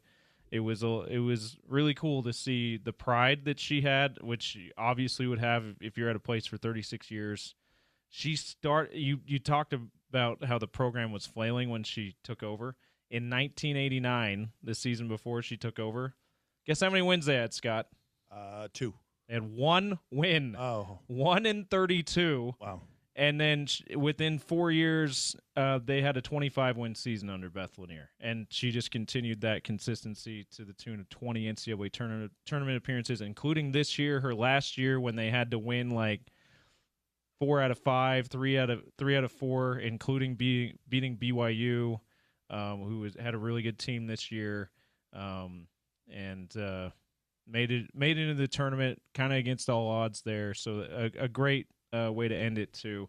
And Alyssa DeRico, she had lots of good things to say about her. She also spoke. Seems like the program's in good hands going forward. I love it. Love to hear that. Hey, the Bucks and the Falcons tonight on Thursday Night Football, 6 p.m. on ESPN 700, 92.1 FM, and the ESPN 700 app. So catch it on our station. Should be a great game. You a believer in the Bucks? I kind of was at the start of the year because they started out well. It's an attrition thing. Where they're losing players, and it's hard. They just don't have all the pieces, and maybe they didn't have quite all the pieces to start with. It should be good. Look, the Bucks are still right in it, and it's one of those things where you probably got to win that division if you're going to get in the playoffs. There's you look at the West is going to probably get 3, maybe they'll get 3 teams in, hopefully, and 3 teams deserving to get in. So it's competitive. So a lot of folks will be out at the end of the day. All right, we're going to take a break. We come back. No drones around the stadium. And I believe the NFL officials they might get better. We'll see. I know a lot of people would like to see that. This is Sean O'Connell Show, ESPN 700, 92.1 FM.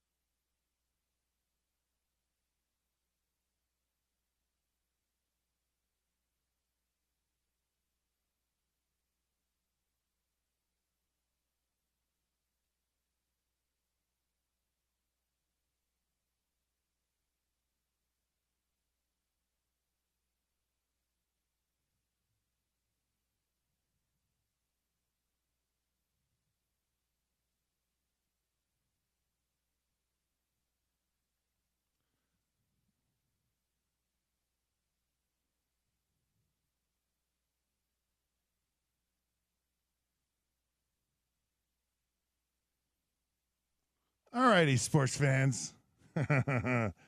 Welcome back. Love it. It's that Christmas season. Time we should all be happy. Well, we should always be happy. Always giving, always kind. Lots of ways that you can give and give. Serve. Love one another. That's what we need to do. This segment is brought to you by UNA Golf. Tease the season at UNA by Worldwide Golf, featuring the Callaway E-Lite drivers. Get up to 8 yards longer with more forgiveness compared to other Callaway models. Now up to $120 off. Shop us in-store or online. Hey, this is Sean O'Connell Show. I'm Scott Mitchell filling in for Sean. I ran across this story, thought it was fascinating. Our government gets a lot of things wrong. They fight. They can't get, they just, we have issues. We have differing opinions of how this country should move forward. One thing I think they've agreed on is no longer are they allowing drones to fly over stadiums. And think about this. Like, I'm shocked that they are allowed right now. I did not know that this was a thing. Of course, this is one of those things I'm glad our federal government is stepping in on this, because this could get really scary. Of course, it's gone through the House of Representatives, and they did pass a bill to eliminate the use of drones flying over stadiums. Now, everyone in the world is a YouTube content creator, and of course, part of that is to get a drone shot. Got to have a drone shot, and they're awesome. Like, they're amazing. Look, I watch stuff on YouTube. And by the way, you can watch this show on YouTube. But not only can you watch it, but the Devin Dampier segment, Dishing with Devin, is now up on the ESPN YouTube channel, and so you can go check it out. Anyways, so I like drones. I like drone shots, but doesn't this make sense? I mean, could you imagine? Because drones, like, they have drones that fly and shoot people and. In the middle, like, you can do a lot of things with the drone. Before you know it, James, people will be driving in drones. You're going to get your UPS packages or your Amazon packages delivered to your house with drone service. It's like you're going to order it, and as you're ordering it, as soon as you hit send or pay, it's going to show up in your house. Yeah, it's already on its way. Yeah, it's insane. But I'm just, because this could just be an absolute night. Someone pulling a prank, or someone, you know how people are looking for ways in drones. Yeah. So I'm really glad to hear that this was actually passed. Of course, there's a lot of big events coming up in the United States. You've got Olympics, you've got the FIFA World Cup, and so you definitely want to get rid of those drones. Did you ever see the movie Black Sunday? I didn't. Do you know what? No. So this guy takes over the blimp. That was the drone of the day. Yeah. And he takes over the blimp, and he's got a bomb. He's gonna crash the blimp into the Super Bowl and blow everybody up. Jeez. Yeah. Which I'm shocked that nothing has happened. So I really am. So I'm sure that there's tremendous security that we don't even know about. For these things to exist. So we don't want people invading our sporting events. It would be devastating. Absolutely not. And my question would be, with this law, does this eliminate the team sanctioned drone shows that we see in college and NFL games? Not that I wouldn't totally miss those, but I'm just saying that's become a thing. Would you actually miss it? I thought the drone shows. I mean, they're cool. I'm not saying I don't like them. I'm just saying I think they're it's not an expensive, essential part. Very, very expensive. No, they're not essential, but I think a qualified drone, that's qualified drone. That's probably in there somewhere. Yeah. That's a different story. I don't know how you differentiate between. Are you friendly or non-friendly? What if there's a rogue drone within the qualified drone, Scott? Or someone has a way to tap into the computer system and take over the drone show? Yeah. And you know what? Maybe this shouldn't be allowed. Yeah. Lex Luthor or something. Yeah, that's a good point. No drone shows. It's unfortunate because we love our drone shows. Okay, I want to touch on maybe we're going to talk more NFL stuff later. Maybe I'll talk about it then because NFL. I'm going to tease it right now. So the NFL and the NFL referees CBA is set to expire in May. Stick around because I'm going to tell you why that's really important. ESPN 792.1 FM and the Rocky Mountain Chevy dealers invite you to help those at the road home this holiday season with needed blankets, coat shoes, hats, and gloves. Drop off donations at any Rocky Mountain Chevy dealer. Visit ESPN700sports.com for dealer locations. Spread the warmth and help others find their way home. Trevor Riley joins us at the top of the hour here on the Sean O'Connell Show, ESPN 792.1 FM.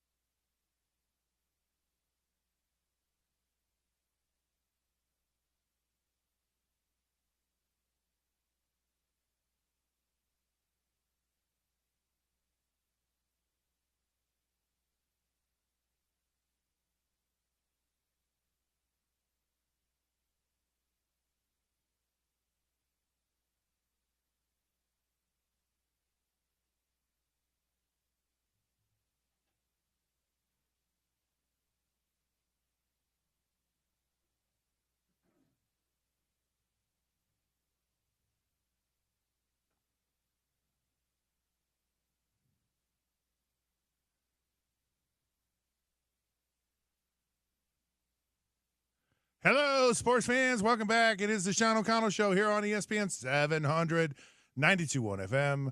I am not Sean O'Connell. I'm Scott Mitchell, filling in for Sean today and tomorrow. Always a pleasure to join in with the conversation. Of course, this is the home of the Utes, and it is a proud partner of the ESPN radio network here in the state of Utah. If you've missed a part of the show, never fear, because we love technology. And we are tied to technology, so just stream us on ESPN700sports.com or go to the ESPN 700 app. It's free, and you know the words. If it's free, it's for me. Also, you can get this. We're actually broadcasting live on YouTube, so at ESPN 700 Sports Utah. All right, folks, the show rolls on, and it's been a fun one. It's been a great show, and right now joining us is none other than Trevor Riley, former Ute, great NFL, great. He's do you have grandchildren yet? No, but I did breed early. Okay, I got a 14, I got a 14-year-old. I'm 37. Okay. I started early. Yeah, that's good. It might. Well, I'm not going to get into the breeding theory of things right now, but there is such a thing. If you just take Mickey Barton and Paul Barton, then you have the Barton kids, and they're all athletes. They're all amazing people. So they did a fine job there. Yep. Sad to see that the Bartons. Well, actually, I've been informed they have grandchildren that are rising through the ranks. So maybe a couple of years we'll be back. Danny married a guy named Drews, who's from my area, Ramona. Yeah. And he played college football at Utah. So that child, she's still playing pro volleyball. Yeah. They're going to have a beast. Yes, and, they are. And Jackson, right, him and his wife, and Cody just got married. And so here we go. It's going to be, and guess what? Yeah. I got mine coming up too, Scott. And so it's going to be an old club. We're going to get all these kids. Dude. Okay, so you started early, but, are you going to have size? You're going to have athletes, or are you just going to have, just effort? Because we need athletes. Yeah. So my daughter, I don't want effort anymore. We got effort coming out of our ear balls. I'm going to show you some tape after this. Okay. My daughter is 14, playing varsity. But let me just give you one thing. 8th grade, played varsity basketball in Mississippi, in Jackson, Mississippi. Played varsity. So she's now in Southern California, and it's getting. So she's the next up. I got something. Something in the works. I'm going to pose a question to you. And if you were in a situation where you've retired, right? So you played in the NFL, you know the drill, you know what it is. It's a very special opportunity. You've had your career in the NFL. You have now become a finalist for the Hall of Fame. Oh. Do you want to just forego, and you have an opportunity to come back and play? So would you rather go, no, I'm going to take the Hall of Fame, because if you come back and play, it's 5 more years. Yeah. Do you take the Hall of Fame right now, or do you play and push it off another 5 years? And you're 44, and you do have grandchildren at this point. What does Trevor Riley do? I'm going to call Eric Weddle, okay? Because here's what I'll say. Eric blew his shoulder out the very last game he played in. He played the whole game. He blew his shoulder out, and they won the Super Bowl. All right. So I would call Eric, and I would say, Mr. Weddle, what do you think about this? And Philip, I saw him, Scott, he looks, I told somebody, I said, that looks like Scott Mitchell. Philip looks like he's been retired for 10 years, all right? He's a little big. We need to get him on Biggest Loser. Can we make that phone call? That show doesn't exist anymore. You get what I'm saying, though. He is somebody who's a big guy. He looks about 280, okay? He looks big. He said he hadn't stepped on a scale since the season ended 5 years ago. Yes, they did talk to him about that, and he said, hey, it is what it is. But they said he's sharp, and when I played against him, all right, one game he beat us by 30, and the other game, first ever in Carson, we beat him in Miami. He couldn't throw the ball over 40 yards. That was the scouting report on him at the end of his career. I would come back, though. To answer your question, I would want to play right now. I'd play right now. I'd play anytime. See, Weddle came back. It's retired for 5 years. That's a big one, dude. Yeah. And he's like, wouldn't you just go to the Hall of Fame? I mean, it's the Hall of Fame. Do you think he's going to get in? Is he down Fouts 2.0? Is that he never made it? He never made a Super Bowl. Yeah, kind of is. I would actually say yes. That is actually what it is. So he's going to get in as Deion McCall, an auxiliary member. Okay, Deion says, we talked about that before. He's not a penthouse member of the Hall of Fame. He's a way better player than I was, Scott. But you get what I'm saying. He's got 12 kids. I'd play. He might have to. It's like I just got to put food on the table. Oh, I'll my do goodness. whatever I can do. We might have to play. All right. Interesting things going on up on the hill with our Utes. One of them, I got a tweet this morning from X. I don't know if it's accurate or not. Utes seem to know everything and know what's going on. So, hey, I don't have a job. This is what I spend my time on, okay? It's just time spent, all right? So what is it? Idleness is the devil's something, or tool of some kind. Tool of the devil is idleness. Yes, very good. I don't think you're the devil. I think you're his brother, but not the devil. Well, my ex-wife might say different, okay? No, I'm kidding. We're all peaceful now. But, yeah, it turns in, hey, Scott, when you get a lot of information, right, it can go both ways. You're right about that. Information is powerful. Yep. Okay, so I got it on X, so it must be true. Bert Ficklin is going to sign back with the U. Yeah, probably for just over $1 million bucks, I bet. Is that an accurate statement? Yes, I look at it as I think they're going to take both of them for just under $5 million. I bet you that's going to be the number about what they get. What do you think? Combined, by the way, combined. Yeah. Do you like that? Well, our salary cap is 16 or 17 right now. That in basic numbers, that's about 30% of your cap on two guys, and one of them's a backup. Yeah. So that you got to do it though in the NFL, Scott, and you know this. Playing for Marino, the second best, most important guy in the team is the backup quarterback. Well, so much. And this quarterback's a different situation because he's not really a backup. He's like to me he's a guy that actually can produce, and he's a playmaker, and he's a guy that you don't want to have sit on the bench, and you got to figure out a way to get him in games, which they did a remarkable job of. And I think one of the very, very bright spots in a very good season, 10-2, is Jason Buck. Oh man, Jason Beck is amazing. I saw Jason the other night. By the way, he's doing well. Jason Buck at the NFLPA. We need you there, Scott. Okay, we saw it. We had Jason spoke. It was good. Jason's a good guy. Good friend of mine. Very good friend of mine. Anyways, Jason Beck. Sorry, I think he was just tremendous, and that was a really good move. The question now is how popular does Jason Beck become in the market today, and is it one of those things you go, you might have to fork out some money for a coach, and is there money? Is there an ability there to retain someone like Jason Beck? Well, I'm hoping. Did you think he wants to stay? Well, I think he'd love to stay. He's from L.A. Okay, he went to BYU. He's from the I-15 corridor. He'd probably love to stay and get paid, but I also know he's going to be a head coach soon, Scott. Yeah. You and I talked off air. This was a disaster for the passing offense this year, all things considered. He made lemonade, right? We went from maybe after those two losses, I go, what's going to happen? No big deal. And we turned into the Naval Academy, and the rest is history. With all that being said, I think the guy's a winner, and he coaches the quarterbacks. And those two guys, to your point, they have their deficiencies, but they find ways to win. I'm really impressed with their will to win. I was very happy with their poise throughout the end of the season. And I have nothing but the highest amount of respect for Mr. Beck. I think Coach Witt should take this Michigan job, okay? I would love to see him do that. That would solve a lot of problems for everyone. Give him a 4-year deal. He'll train someone, and then we'll move on. But I think Beck, if Coach Witt got that job, and I'm saying that because... Oh, hang on. Coach Whittingham to the Michigan... I mean, he's 3-0 against them. He should take that job, okay? He should. He's 3-0. Okay, and that's against Harbaugh. That ain't against freaking Rodriguez. All right. Where were you when Michigan came here to play? I had just left. I think we beat him in 2014. I just left. So that was the year I got drafted, and we beat. That was a fun game.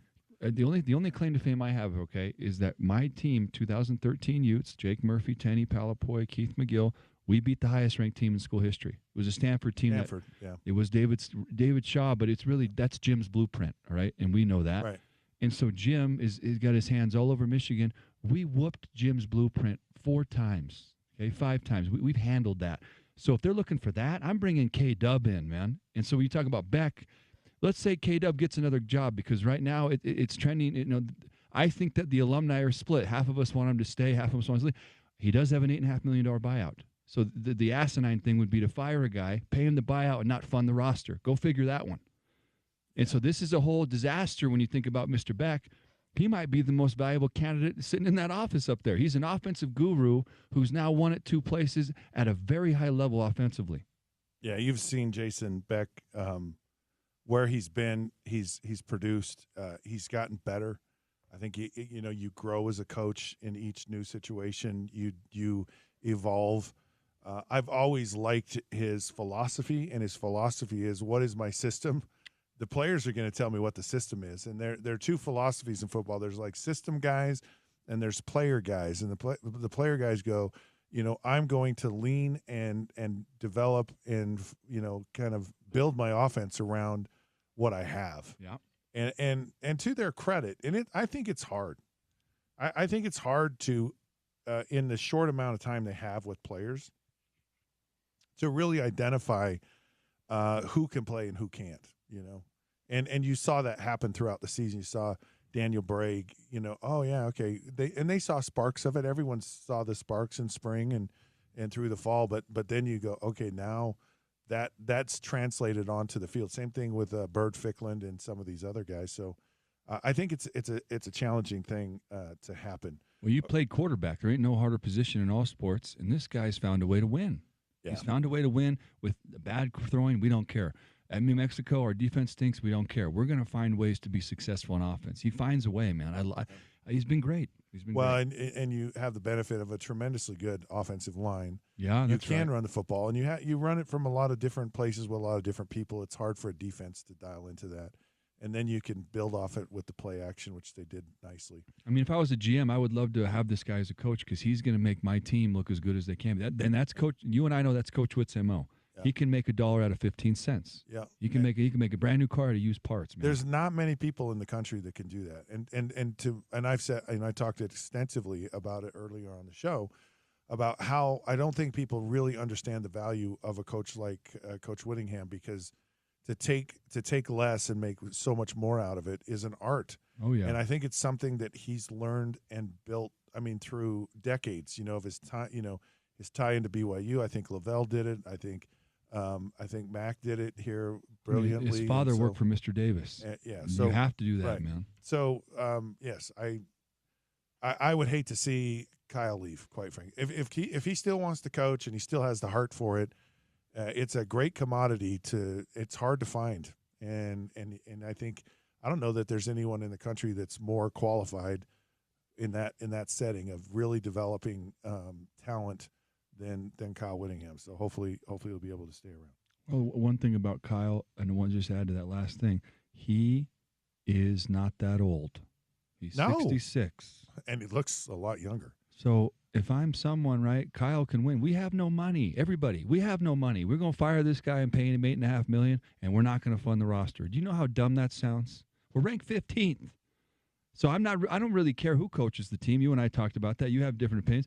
I think Morgan would do a great job too, but if Kyle wants to play, he's got 2 years left on his deal. We can't afford to fire this guy, man. So a new partnership has been developed at the U, and I think there's a lot more questions than maybe answers at this time, and a lot of times I think that's kind of the way with. I mean, this is unheard of. This is unprecedented. So there's a lot of consternation. Oh boy. Private equity, that's scary. Someone else taking over control, or hey, look, this looks like the U is very serious about infusing capital into its athletics. So a lot of different concerns. What do you think is a real concern for people, and what do you think is maybe something that's like, relax, everybody. That you don't need to worry about that. Well, I know that Cal Berkeley still plays games on Saturday. Okay, they're in the worst financial situation of anybody, and we don't need to go deep down that hole. But they had hippies and trees for years, right? They couldn't build facilities. They took mortgages out. COVID was hard. They've been broke for a long time. Now they're not winning, okay, and they just fired their coach. Yeah. But you get my point. The health of the university's books, I don't care that much about. I care about where we're at with roster money allocation. And so this private equity money for this season is not going to be there in time for December 31st, Scott. We got a big windfall here. I'm getting the number, 16 or 17 million we're at. That's our revenue share spend. That's all. School can only spend 20.5. That's it. 16 for football. That's what we got. All right. That's why I'm worried about basketball too. If we're that broke, that means basketball ain't got nothing either. And Alex Jensen's over there making $1.50. How much is allocated to basketball? There's 4.5. We got. Is it the rest of it, or we got $6 million? Right. They're going to split it up a little bit because they got to pay these guys. So there's a lot of that. I'm concerned. What's the plan for the next 30 days? We have Daniel Bray he's up for grabs January 2nd. We haven't even got one in the boat yet. We're going to get Wayshawn Parker in. How are we going to pay all these guys, man? BYU has double the spending almost. That's what's most concerning to me. And I don't know if we have, we don't have anything. So moving forward, long term though, is it something that is a concern? Like, do you feel that? I mean, tell me what's good about this. What's good about it is that next year, right? It's going to give us opportunities for more of this private money, right? More opportunities. You and I have kind of talked about that. It's like the Lakers and the Jazz, guys. The caps are the same in the NBA. Why do the free agents never come here? They get sweeter deals in L.A. We're seeing it right now play out in front of our eyes with Mr. Kawhi Leonard, right? My uncle Sean Salisbury, he came to BYU on a visit. It was fantastic. They said, hey, the next guy up, Steve Young, they'll probably make him a running back if you sign. Robbie Bosco wasn't going to sign if Sean came in. Sean goes to SC the next week, and it's Jerry Buss and Magic Johnson in a limousine. Come to SC and play quarterback. Here's A, B, C, and D. He went to SC. Now, that's not every kid, but you get what I'm saying here. You got to have some cheese here to play in this game now. Hang on. Jerry Buss and Magic show up in a limo. Well, what's A and what's B and what's C? I mean, Jerry Buss is a USC guy. So no, I understand that, but I'm just like I'm just curious. What went on? Yeah, who knows, man. So you don't know, but something. I know this, that there's a club at the old Forum that people used to hang Sean out at. Sally's cousin. He's going to tell you like, dude, they get like I got. It was the 80s. That's all I'll say. Okay, the 80s were a different time. I was born in 88. I've only heard some rumors, but if you've seen Showtime on HBO, I assume there was that type of crazy stuff going on, man. I've seen the show on HBO. It was wild times. It was mid 80s, 1980, 81, dude. Did you ever watch Moneyball? Yeah, Billy Bean and my dad used to play volleyball together. He's from San Diego. Okay, so I saw this thing with David Justice. Yep. And he was on a podcast recently, and he said Moneyball was absolutely 100% false. Like he said, it didn't happen that way. That's not how it happened. This was David Justice. Jonah Hill was a combined character of Dave Podesta, who's now the GM of Colorado, and somebody else, I think. That's what I heard about it. That was not a real guy. Is that confirmed? I don't know. All I know, and this is just David Justice, like he goes, look, I watched the movie and everything. He goes, my role on the team was very different. My relationship with Billy Bean, who I loved to death. Yep. Like it was really, really good. And they were at the premiere, and he said, is this, and Billy Bean says, my daughter can't sing and she can't play the guitar. Yeah. And that was a big part of the show. It was. They had to make it human. Yeah. Okay. And so I hope I didn't ruin it for everyone there. Did I ruin it for you, James? I hope I didn't. The basic storyline played out, though. What we saw after that movie, and the real part was the interview with the Red Sox. Okay. And this ties into what we're doing. He came in there, the Red Sox guy, right after the season, and he offered him everything. Control, equity, whatever. They offered him everything. He said no because he wanted to do it his way. We have a situation here where we're going to battle the Red Sox. That's Ohio State. That's Michigan. And that's now BYU. Are we the A's or are we somewhere in between, Scott? That's where you talked about concern with private equity. This money is going to elevate us, right? In this regard, we're going to have our finances in order, but we still have the glaring issue. Our free agent money is not there right now. We need to figure that one out. Okay, so there's some of the concern I hear from people about this is, well, college football is just turning into semi-professional football. It's all that. What say ye? I say yes. I played minor league ball for the Stallions, and guess what? They get paid more in college. It's pro ball. This is not college anymore. College is now Utah State. They don't have any NIL money. Go watch Bryson Barnes. He did a great job. I'm sure they get paying 2 quarterbacks up there. Everybody else is playing on scholarship. That's what college football is. I heard today, Mikey Jacobson had to inform me. By the way, Eric Jacobson's son, we were talking about this. He informed me today, and he's right. The NCAA only makes money off basketball. They don't make a lot of money off football. All those TV deals and all that those are all absorbed directly to the conferences and universities. So it just makes you think about the whole thing. The NCAA is already not really involved, man. They're kind of on the sideline. They just put their name on the trophy. So do you think that's a bad thing? Yeah, I don't. I think that this is how it used to be, right? And people were way out of line in the 20s, 30s, and 40s. Notre Dame was hoarding players, and they were signing kids and not. I think those are pretty much done with, right? Those shenanigans, I think we can handle that now. People are educated. We have the internet. And I always say this to kids that go to smaller schools. Don't worry about it. The internet, you always get found, dude. Very few guys fall between the cracks now, Scott. It's very hard to go out and just find a sleeper. So the whole system is scaling towards, I call it the European soccer and baseball model. We're more fit for that type of situation than we are for a hard cap league like the NFL, I think. The great thing about the NFL is free agents will go anywhere. They don't care. They'll go to Cleveland, whatever. They don't care, man. It's not the same as the NBA. Do you think players will go anywhere in college football? No. Would you rather live in Starkville for the same money or Los Angeles? Well, I mean, yeah.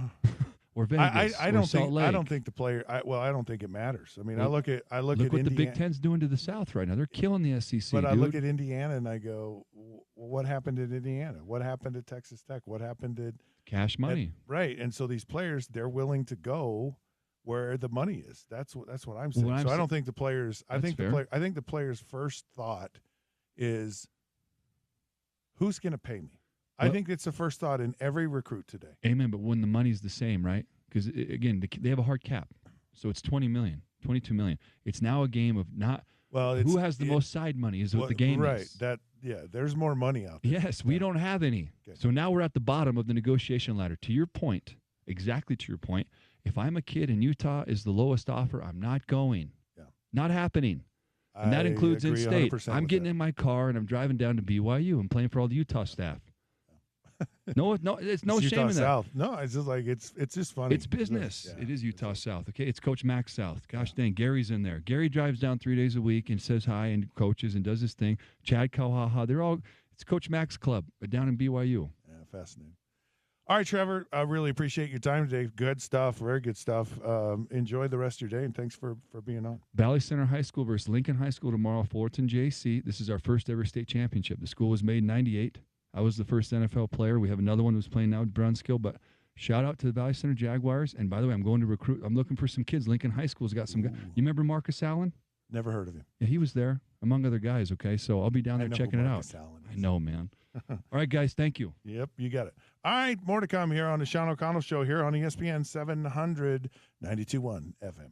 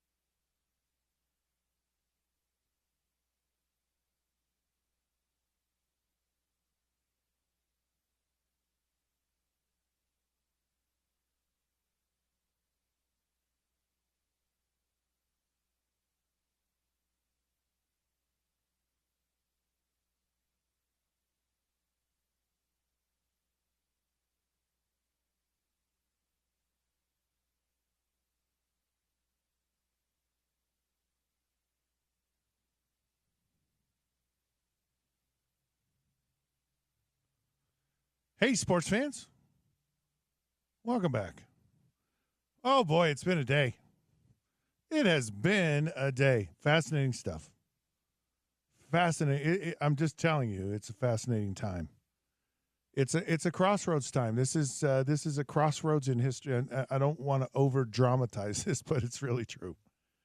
There needs to be decisions made about where this football program is going at the University of Utah, and it's like, are you in? Do you want to compete for national championships? And the check box A, and if not, check box B. But it's a very interesting conversation with Trevor. I think people want to win. I really do. It'll take some work, but I think it's very, very doable. Very doable. I think it's more likely an easier path for Utah to get to a national championship, I think, than any time ever in the history of the school. I 1,000% believe that. All right, let's talk about our good old friend, the NFL. My favorite thing to talk about. So let's spend a little bit of time on that. This was an interesting thing. I talked about it earlier on the show about the NFL and its referees. And their CBA, which is their collective bargaining agreement, is expiring here in May. In May is when yes. So, and Scott, you probably have heard this because when you played, but this is the first time that I've heard anything publicized about their CBA expiring, which right. I find that interesting. No, and the comment, and of course this was from Adam Schefter. The comment was the league now views this as an opportunity to take significant steps to improve officiating. Troy Vincent, who of course is the vice president of football operations for the NFL, a former teammate of mine. He was cornerback out of Penn State. Troy's a good dude. Anyways, he feels this is actually a really good opportunity. And they're look, it is tough. It's tough in a world that we live in where there's so much technology. There's so much ability to see what's going on in the game. And I don't know if there's AI technology available. I don't know if there's things that could enhance the officials' ability to call plays. And maybe with the advent or the partnership with gambling, where there's very, very easily an opportunity to fudge the results, and really officials might be the best way to do that, because they're the ones not making as much money.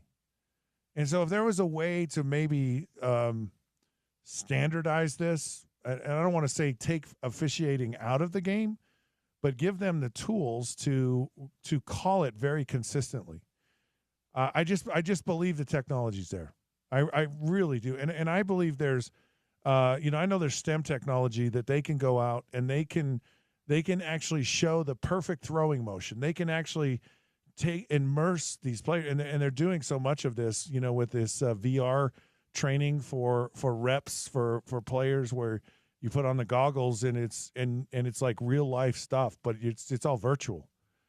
So I would imagine that there's a way that they could, they could constantly be viewing a game and see an action, see two bodies working together and go, that's a foul, that's holding, that's not holding, that's pass interference, that's this, and be able to signal, because you don't want to take away the officials from the game.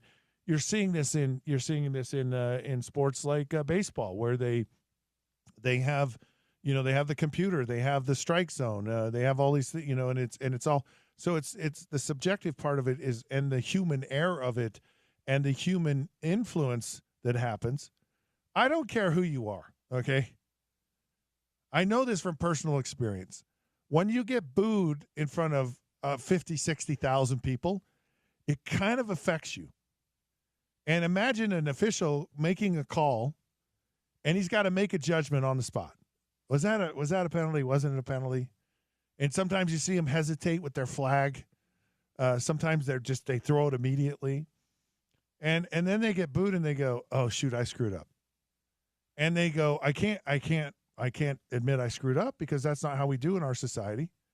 We hide it. I didn't. I don't know what you're talking about. There was." And so now they're feeling the wrath of the fans. You're feeling the wrath of the coach and the players on the sideline. And the next time you're in that situation, you choke on your whistle, and it was a foul, and you miss it. And so I'm just telling you, the human nature of being an official is never going to leave and go away. I don't care how seasoned and how tough and how Ed Hochuli built up these guys are. They're gonna make human error. The Hochuli Smedium jersey he wore. So if there's a way to look at this with technology, along with having, because officials are part of the game, like that's a first down. There's the personalities. You like the officials having a personality, but I think having, and then it's almost like the officials though have to be independent of the league. Because you can't be in bed with the league, right? Absolutely not. Yeah, it's like we're having an independent auditing firm come in and look at our books, So there's no nefariousness in what we're doing, and I think that's there has to be some arm's length with officiating, because then they can't be accused of being Patrick Mahomes' homeboy. So I think this is a fascinating story, only from the perspective of, to your point, which is a good point, James, that they said, why are we hearing about this? And part of it too could be, they're making changes, right? That they're looking at this, but part of it could also be, we've had so many complaints, we've had so many plays that just tear your heart out and just rip it apart. Now, I think that they really try to get it right in the NFL. I don't think there's an effort to just go, hey, we're going to pay these officials $20 to officiate the game because we need officials. I think there's a real effort to get high quality and excellent officiating in the NFL. I really believe that. You would hope so. Yeah. But there are things for sure that are influencing how things are. Now, I think I do lean towards the reason why we're hearing about this is the league trying to use it as leverage to be like, hey, you guys got to be way better, and things are going to be different to train you guys better. Maybe there'll be compensation penalties based on your performance, whatever. I really do think that's why we're hearing about it, but it is just like, wait, we hear about the CBA with the players in the league in every sport all the time. We never hear about the CBA between the refs in the league, to the point where there's a lot of people probably going, I had no idea they had one. Right. Yeah. As I'm talking through this, like virtual training, put virtual training on the officials. Yeah. Why not? And have them watch games, but have it like show, okay, it'll like highlight the visual part of it. Go, there's a foul right there. That's what it looks like there. And to do it in full speed, so they're trained watching games and having this virtual training. My son is in school to become a pilot. And a lot of the training now, even pilots for airlines, they have these massive simulators. I've been in them before. They're incredible. And they run 24/7, and they have pilots in these simulators, like getting certified and recertified and getting upgraded and all. And a constant training is going on with pilots in all different kinds of scenarios. And so they remain, competent and sharp, so that when they're in the real live world situation, they're very familiar, they're comfortable, they're seeing and feeling things that they can react to and respond in a way that doesn't get a bunch of people killed. And I think these people, or these officials, are on the verge of getting a lot of people killed, including themselves. Like, because people are just going nuts over some of these calls, and it's driving us crazy. So I really hope this works to a different direction. Now, I'll tell you, someone who's not happy right now is Cam Newton. And Cam Newton is all bent sideways because they picked Phillip Rivers over him, and he felt it was a slap in his face. How dare you pick him over me now? Like the Colts picked Rivers the Colts over picked him? Rivers over him to come back, right? I mean, Cam, I think, was it 4 years ago when Cam last played? So he did play a little bit more recently by a little bit. I think the beef is that he's much younger, right? Yeah, much younger. I mean, I would say significantly younger. Yeah, that's a good point. I believe Cam is like 36. Yeah, and it's one of those things where when you're a professional athlete, every one of them have egos, and you don't you sit in a dark corner and you see someone succeed, whether it's, hey, that guy got paid, that guy went to the Pro Bowl, that guy went to the Super Bowl, that guy this, that guy went in the Hall of Fame. You are green with envy and jealousy because we're all petty. We all have massive egos, and we don't want anyone to get to one-up us. And it's funny how this comes out. Now, a lot of players will not admit this. And I'm at a point in my life where I'm admitting it. I'm also at a point in my life where I don't know that I care anymore. When you're younger and you care, and it's one thing, but you get older and you're like, whatever. But we all have egos. I think you have an ego, James. I think you need to calm your ego down. By the way, James. I'll work on that, Scott. Just for you. In fact, you should go with the officials. Go to officiating school.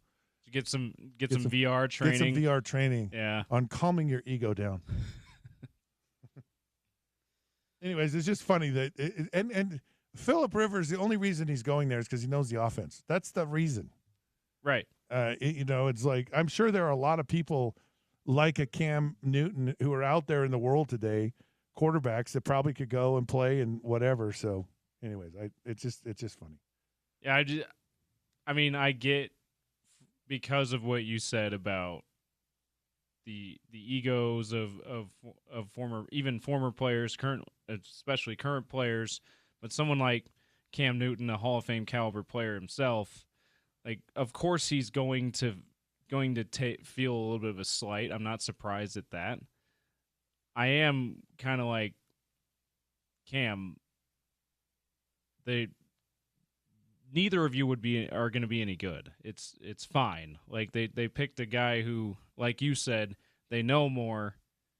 It's not because they think he's actually going to be awesome, so it's okay. So there's an article with Joe Burrow, and he talks about his mindset, dealing with injuries, a losing season, and kind of everything that's going on. And the Bengals are pretty close to being out of it. They're out of it. They're a Sixth Sense team, and by that I mean the movie Sixth Sense, when the people were dead and they didn't know it yet. That's where the Bengals are. They're dead. They don't know it yet. So we're having this conversation, but I found it interesting from this regard. You get into November, you get into December, and you're not going to go to the playoffs. You're not going to have a chance to win a Super Bowl. But you still have to show up to work. You still have to show up to practice. You still have to go through a process of preparing yourself to play in a very physical, a very mentally challenging profession and job. You can't hide from it. Like you'll be just massively run over, exposed, and just get annihilated. So you've got to find a way to keep your head in the game, even when the game is meaningless. And it's hard. And it's hard because you're tired. Joe Burrow's had injuries. He's had all this stuff. And, he talks about, look, it's, it's all about the long game, right? And how, okay, we've had this, challenging season and it's not ended up where we wanted it to end up. But I've got to find a happy place in my soul that I can still go out and compete and prepare and do all this stuff. And he says, it's so much about having fun. and really enjoying, because like I've said before, the only thing I've learned from losing is that I hate it. I hate to lose. It's just not fun. So figuring out how to find fun in a challenging situation is it's a challenge. It's a tough thing. It's a tough thing to do. But I hope people who watch sports can appreciate the challenge of teams, because there's a significant group of teams. You take the Tennessee Titans, and you take the New York Jets, and maybe a couple of, you might even throw in the Commanders at this point. And there's a staleness that kind of overcomes your team when you're out of it, because you just know you're out of it, and there's nothing you can do about it, and yet there's 2 months left in the season, and trying to find silver linings, trying to find a happy place, and go to your happy place, and that's kind of where Joe Burrow is. And so often people just get discouraged and they get defeated, and they're just of this mindset. They're just like, oh, why don't I even care? Why don't I even try? And it's a hard thing to figure out, but when you do and you work through it, it's a good thing. Now, I'd hate to have my whole career. I think, what is it, Joe Johnson, who was a Hall of Fame tackle for the Cleveland Browns? Joe Thomas. Joe Thomas. Yeah. Sorry. Yeah, Joe Thomas. Like, that's and I think more people should be Hall of Famers because of from bad teams if they exceed, because I think it's so much harder to just keep yourself in the game and focused and playing at a high level, playing at a Hall of Fame level on a really bad team and a really bad organization. That's just my hat is off to anyone who absolutely does that. Yeah, and it's for all those reasons, Scott, that I feel like the teams that don't make the playoffs but finish the season on like a 4, 5, 6 game win streak. We've seen that at various times. The one that comes to mind most recently for me is 3 years ago, the Detroit Lions, right before they started going on this run where they're one of the best teams in the NFC and number 1 seed in the NFC 2 years ago. They finished the season on that kind of roll, knocked the Packers out of the playoffs in Aaron Rodgers' final year with the Packers, and obviously a big rivalry game for them at Lambeau Field, and something that the Lions just in their history, as you know, just didn't do very much, right? And they were in that situation where it's like, we're eliminated, but we still have all these games left, and Dan Campbell and Jared Goff and the leaders of that team were able to get them to come up and put together a win streak and knock a division rival out of the playoffs, play spoiler like that. I always find that really impressive. Well, and part of it too is you don't know when you're going to find your stride. Yeah.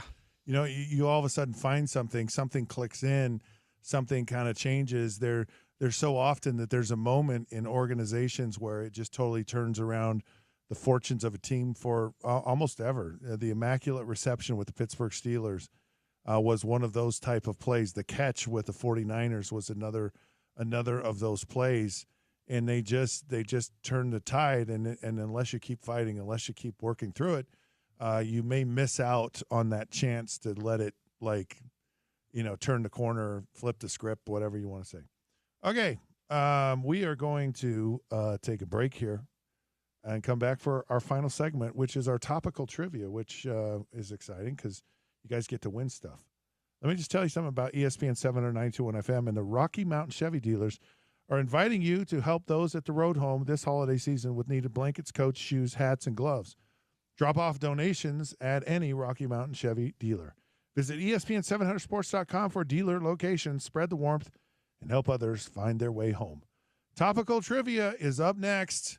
Might have a little crosstalk with Spence when the Sean O'Connell Show returns here on ESPN 792.1 FM.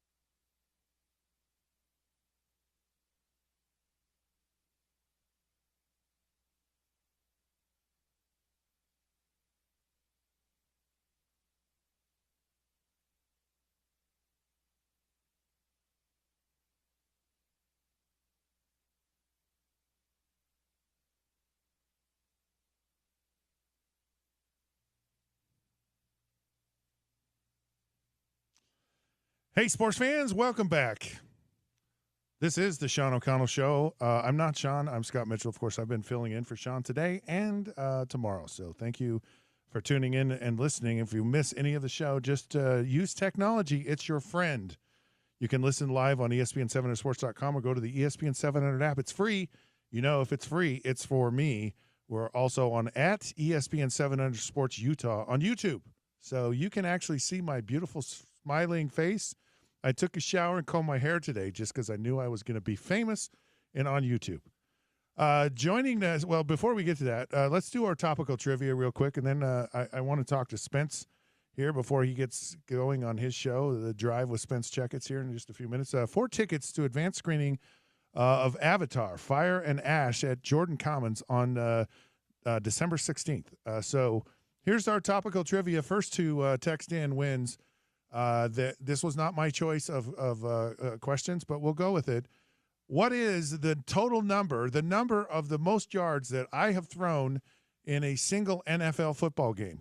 It's not 1,000 yards. So I'm just helping you out. So it's just slightly under 1,000. So first person to text in gets that, they win the tickets. All right, joining us on the program right now is Spence Checketts. Of course, you know Spence does The Drive with Spence Checketts here. It's right around the corner, so we get to chat for a few minutes. Which is nice, and I've just been waiting all day because you probably know more about this than anyone at this point, and I know nothing, and I want to be educated. This private equity relationship at the University of Utah, what is the best thing you can tell me about it? Well, the best thing that I can say is that Utah now has an answer to what BYU already has in place in their Cookie Bro money and their private donors that love to just give money to the school. Yeah. BYU, like Notre Dame, has a built-in advantage of millions of fans across the world that believe if they give to that school, they're also helping the faith that they believe in. And I'm not saying that tongue-in-cheek. I mean that for real. Right. Like if you're a private LDS business owner with millions and millions of dollars and Shane Reese or Brian Santiago call you and say, hey, your $5 million will help the athletic department, and then therefore you'll help further the message of the life that you built based off of your belief system, they're going to write checks. Yeah. And they don't need really anything in return. That's all they want. It's an answer to oil money that Texas Tech has. It's an answer to the TV distribution that the Big Ten and the SEC have. It's, I think, as of now, should be looked at as a positive thing. Now, I'm not running from the potential pitfalls of certainly what could manifest based off of certain criteria, but it allows Utah to service a debt right off the top. Okay, so there's this misnomer out there that, like, okay, they've got $500 million in a bank account right now, and that means they can go out and buy a linebacker. Right. That's not how this is going to work. Yep. They're going to use the money right away to service the debt. And not all debt is created equal, but the debt that most college programs find themselves in right now, you have to find a way out of that hole. And Utah, I think, has found a way out of the hole right away. So that's good news. I don't know how much of it is going to go to NIL at all. I think the NIL revenue streams are going to come from the donors and boosters that have bought into this new LLC, and that's another interesting angle where you can buy equity if you're a private business owner here in Salt Lake. If you have a lot of money and you love Utah sports, instead of writing a check to the Crimson Collective, you have now been able to invest in this LLC, and if they exit in 5 to 7 years and make a bunch of money, then you can profit too, right? So the best thing I can say right out of the gates is it's an infusion of cash to service the debt and probably upgrade the facilities a little bit. The Huntsman Center needs upgrading worse than my bungalow and sugar house that was built in 1913. Right? So the Huntsman Center, Rice-Eccles Stadium, and then, from there, we'll see what sort of decisions that Taylor Randall and Mark Harlan make with the money they have in front of them. So the school is allowed with this house settlement $20.5 million. Correct. 16 of that goes to football. That's not enough. Not to compete with the big boys. Yeah. So is there a way through the fund to raise more money that way, or does it have to come from a different source? No, I think there's a way via the fund that will add to the NIL coffers. I don't know if that happens immediately. Yeah. I think the most urgent, prescient need was we have debt that we have to get out of. Right. Because there's kind of a three-pronged process here that has led most athletic departments across the country to be in a lot of debt. Even Ohio State, whose revenue last year was about $260 million, they're $37 million in debt. College football college athletics and college football specifically, they don't have a revenue-generating problem. They have a spending problem. Yeah. Okay, and recently that's been expedited by a few things. Number one, the House v. NCAA settlement, you had to pay about $2.8 billion to guys like yourself. Now, you're a little too old for the settlement, Scott, sorry, but guys that played in college that didn't get NIL opportunities, they sued the NCAA and they won. So it's a $2.8 billion price tag, a lot of which is paid by the NCAA, but a lot of which lies on the individual member institutions. Utah's one of them. You have to participate there. The other, as you referenced, suddenly $20.5 million is what you're allowed to pay, but it's not like you just have that. Right. You have to find a way to create that to pay your athletes, not just football players, but everybody else.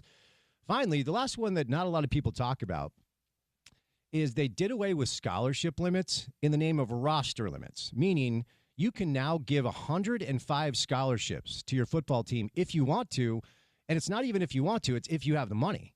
So if you want depth in this sport, you have to find a way to give as many scholarships as you possibly can to the 105 players that will be on your roster.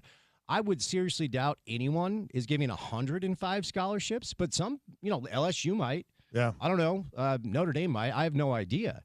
But if Utah didn't find a way to create this revenue stream, I don't know how many scholarships they would have been able to hand out in the 105 roster limit that we did away with the scholarship limit in the name of having 105 potential scholarships. So there were three buckets where Utah was like, we need revenue, and we need it now. And if we don't get it now, we're not going to keep up, not just with the SEC and the Big Ten, but BYU and Texas Tech. Yeah. I mean, look, Scott, BYU and Texas Tech have the most money in the coffers to pay players. Who was in the Big 12 championship game this year? It's not that hard.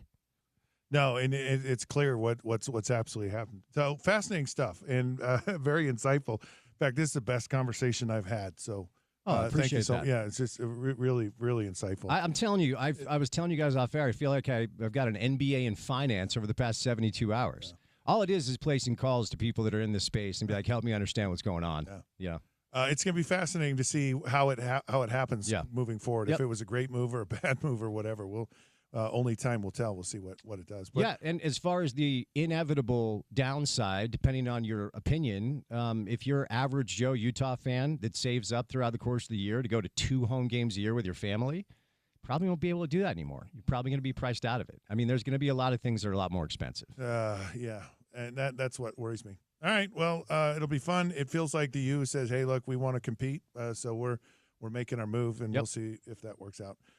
Coming up next, of course, is The Drive with Spence Checketts, so he'll be on the air in just a few minutes. This has been the Sean O'Connell Show here on ESPN 700. I'm Scott Mitchell filling in for Sean. Until then, we'll see you then.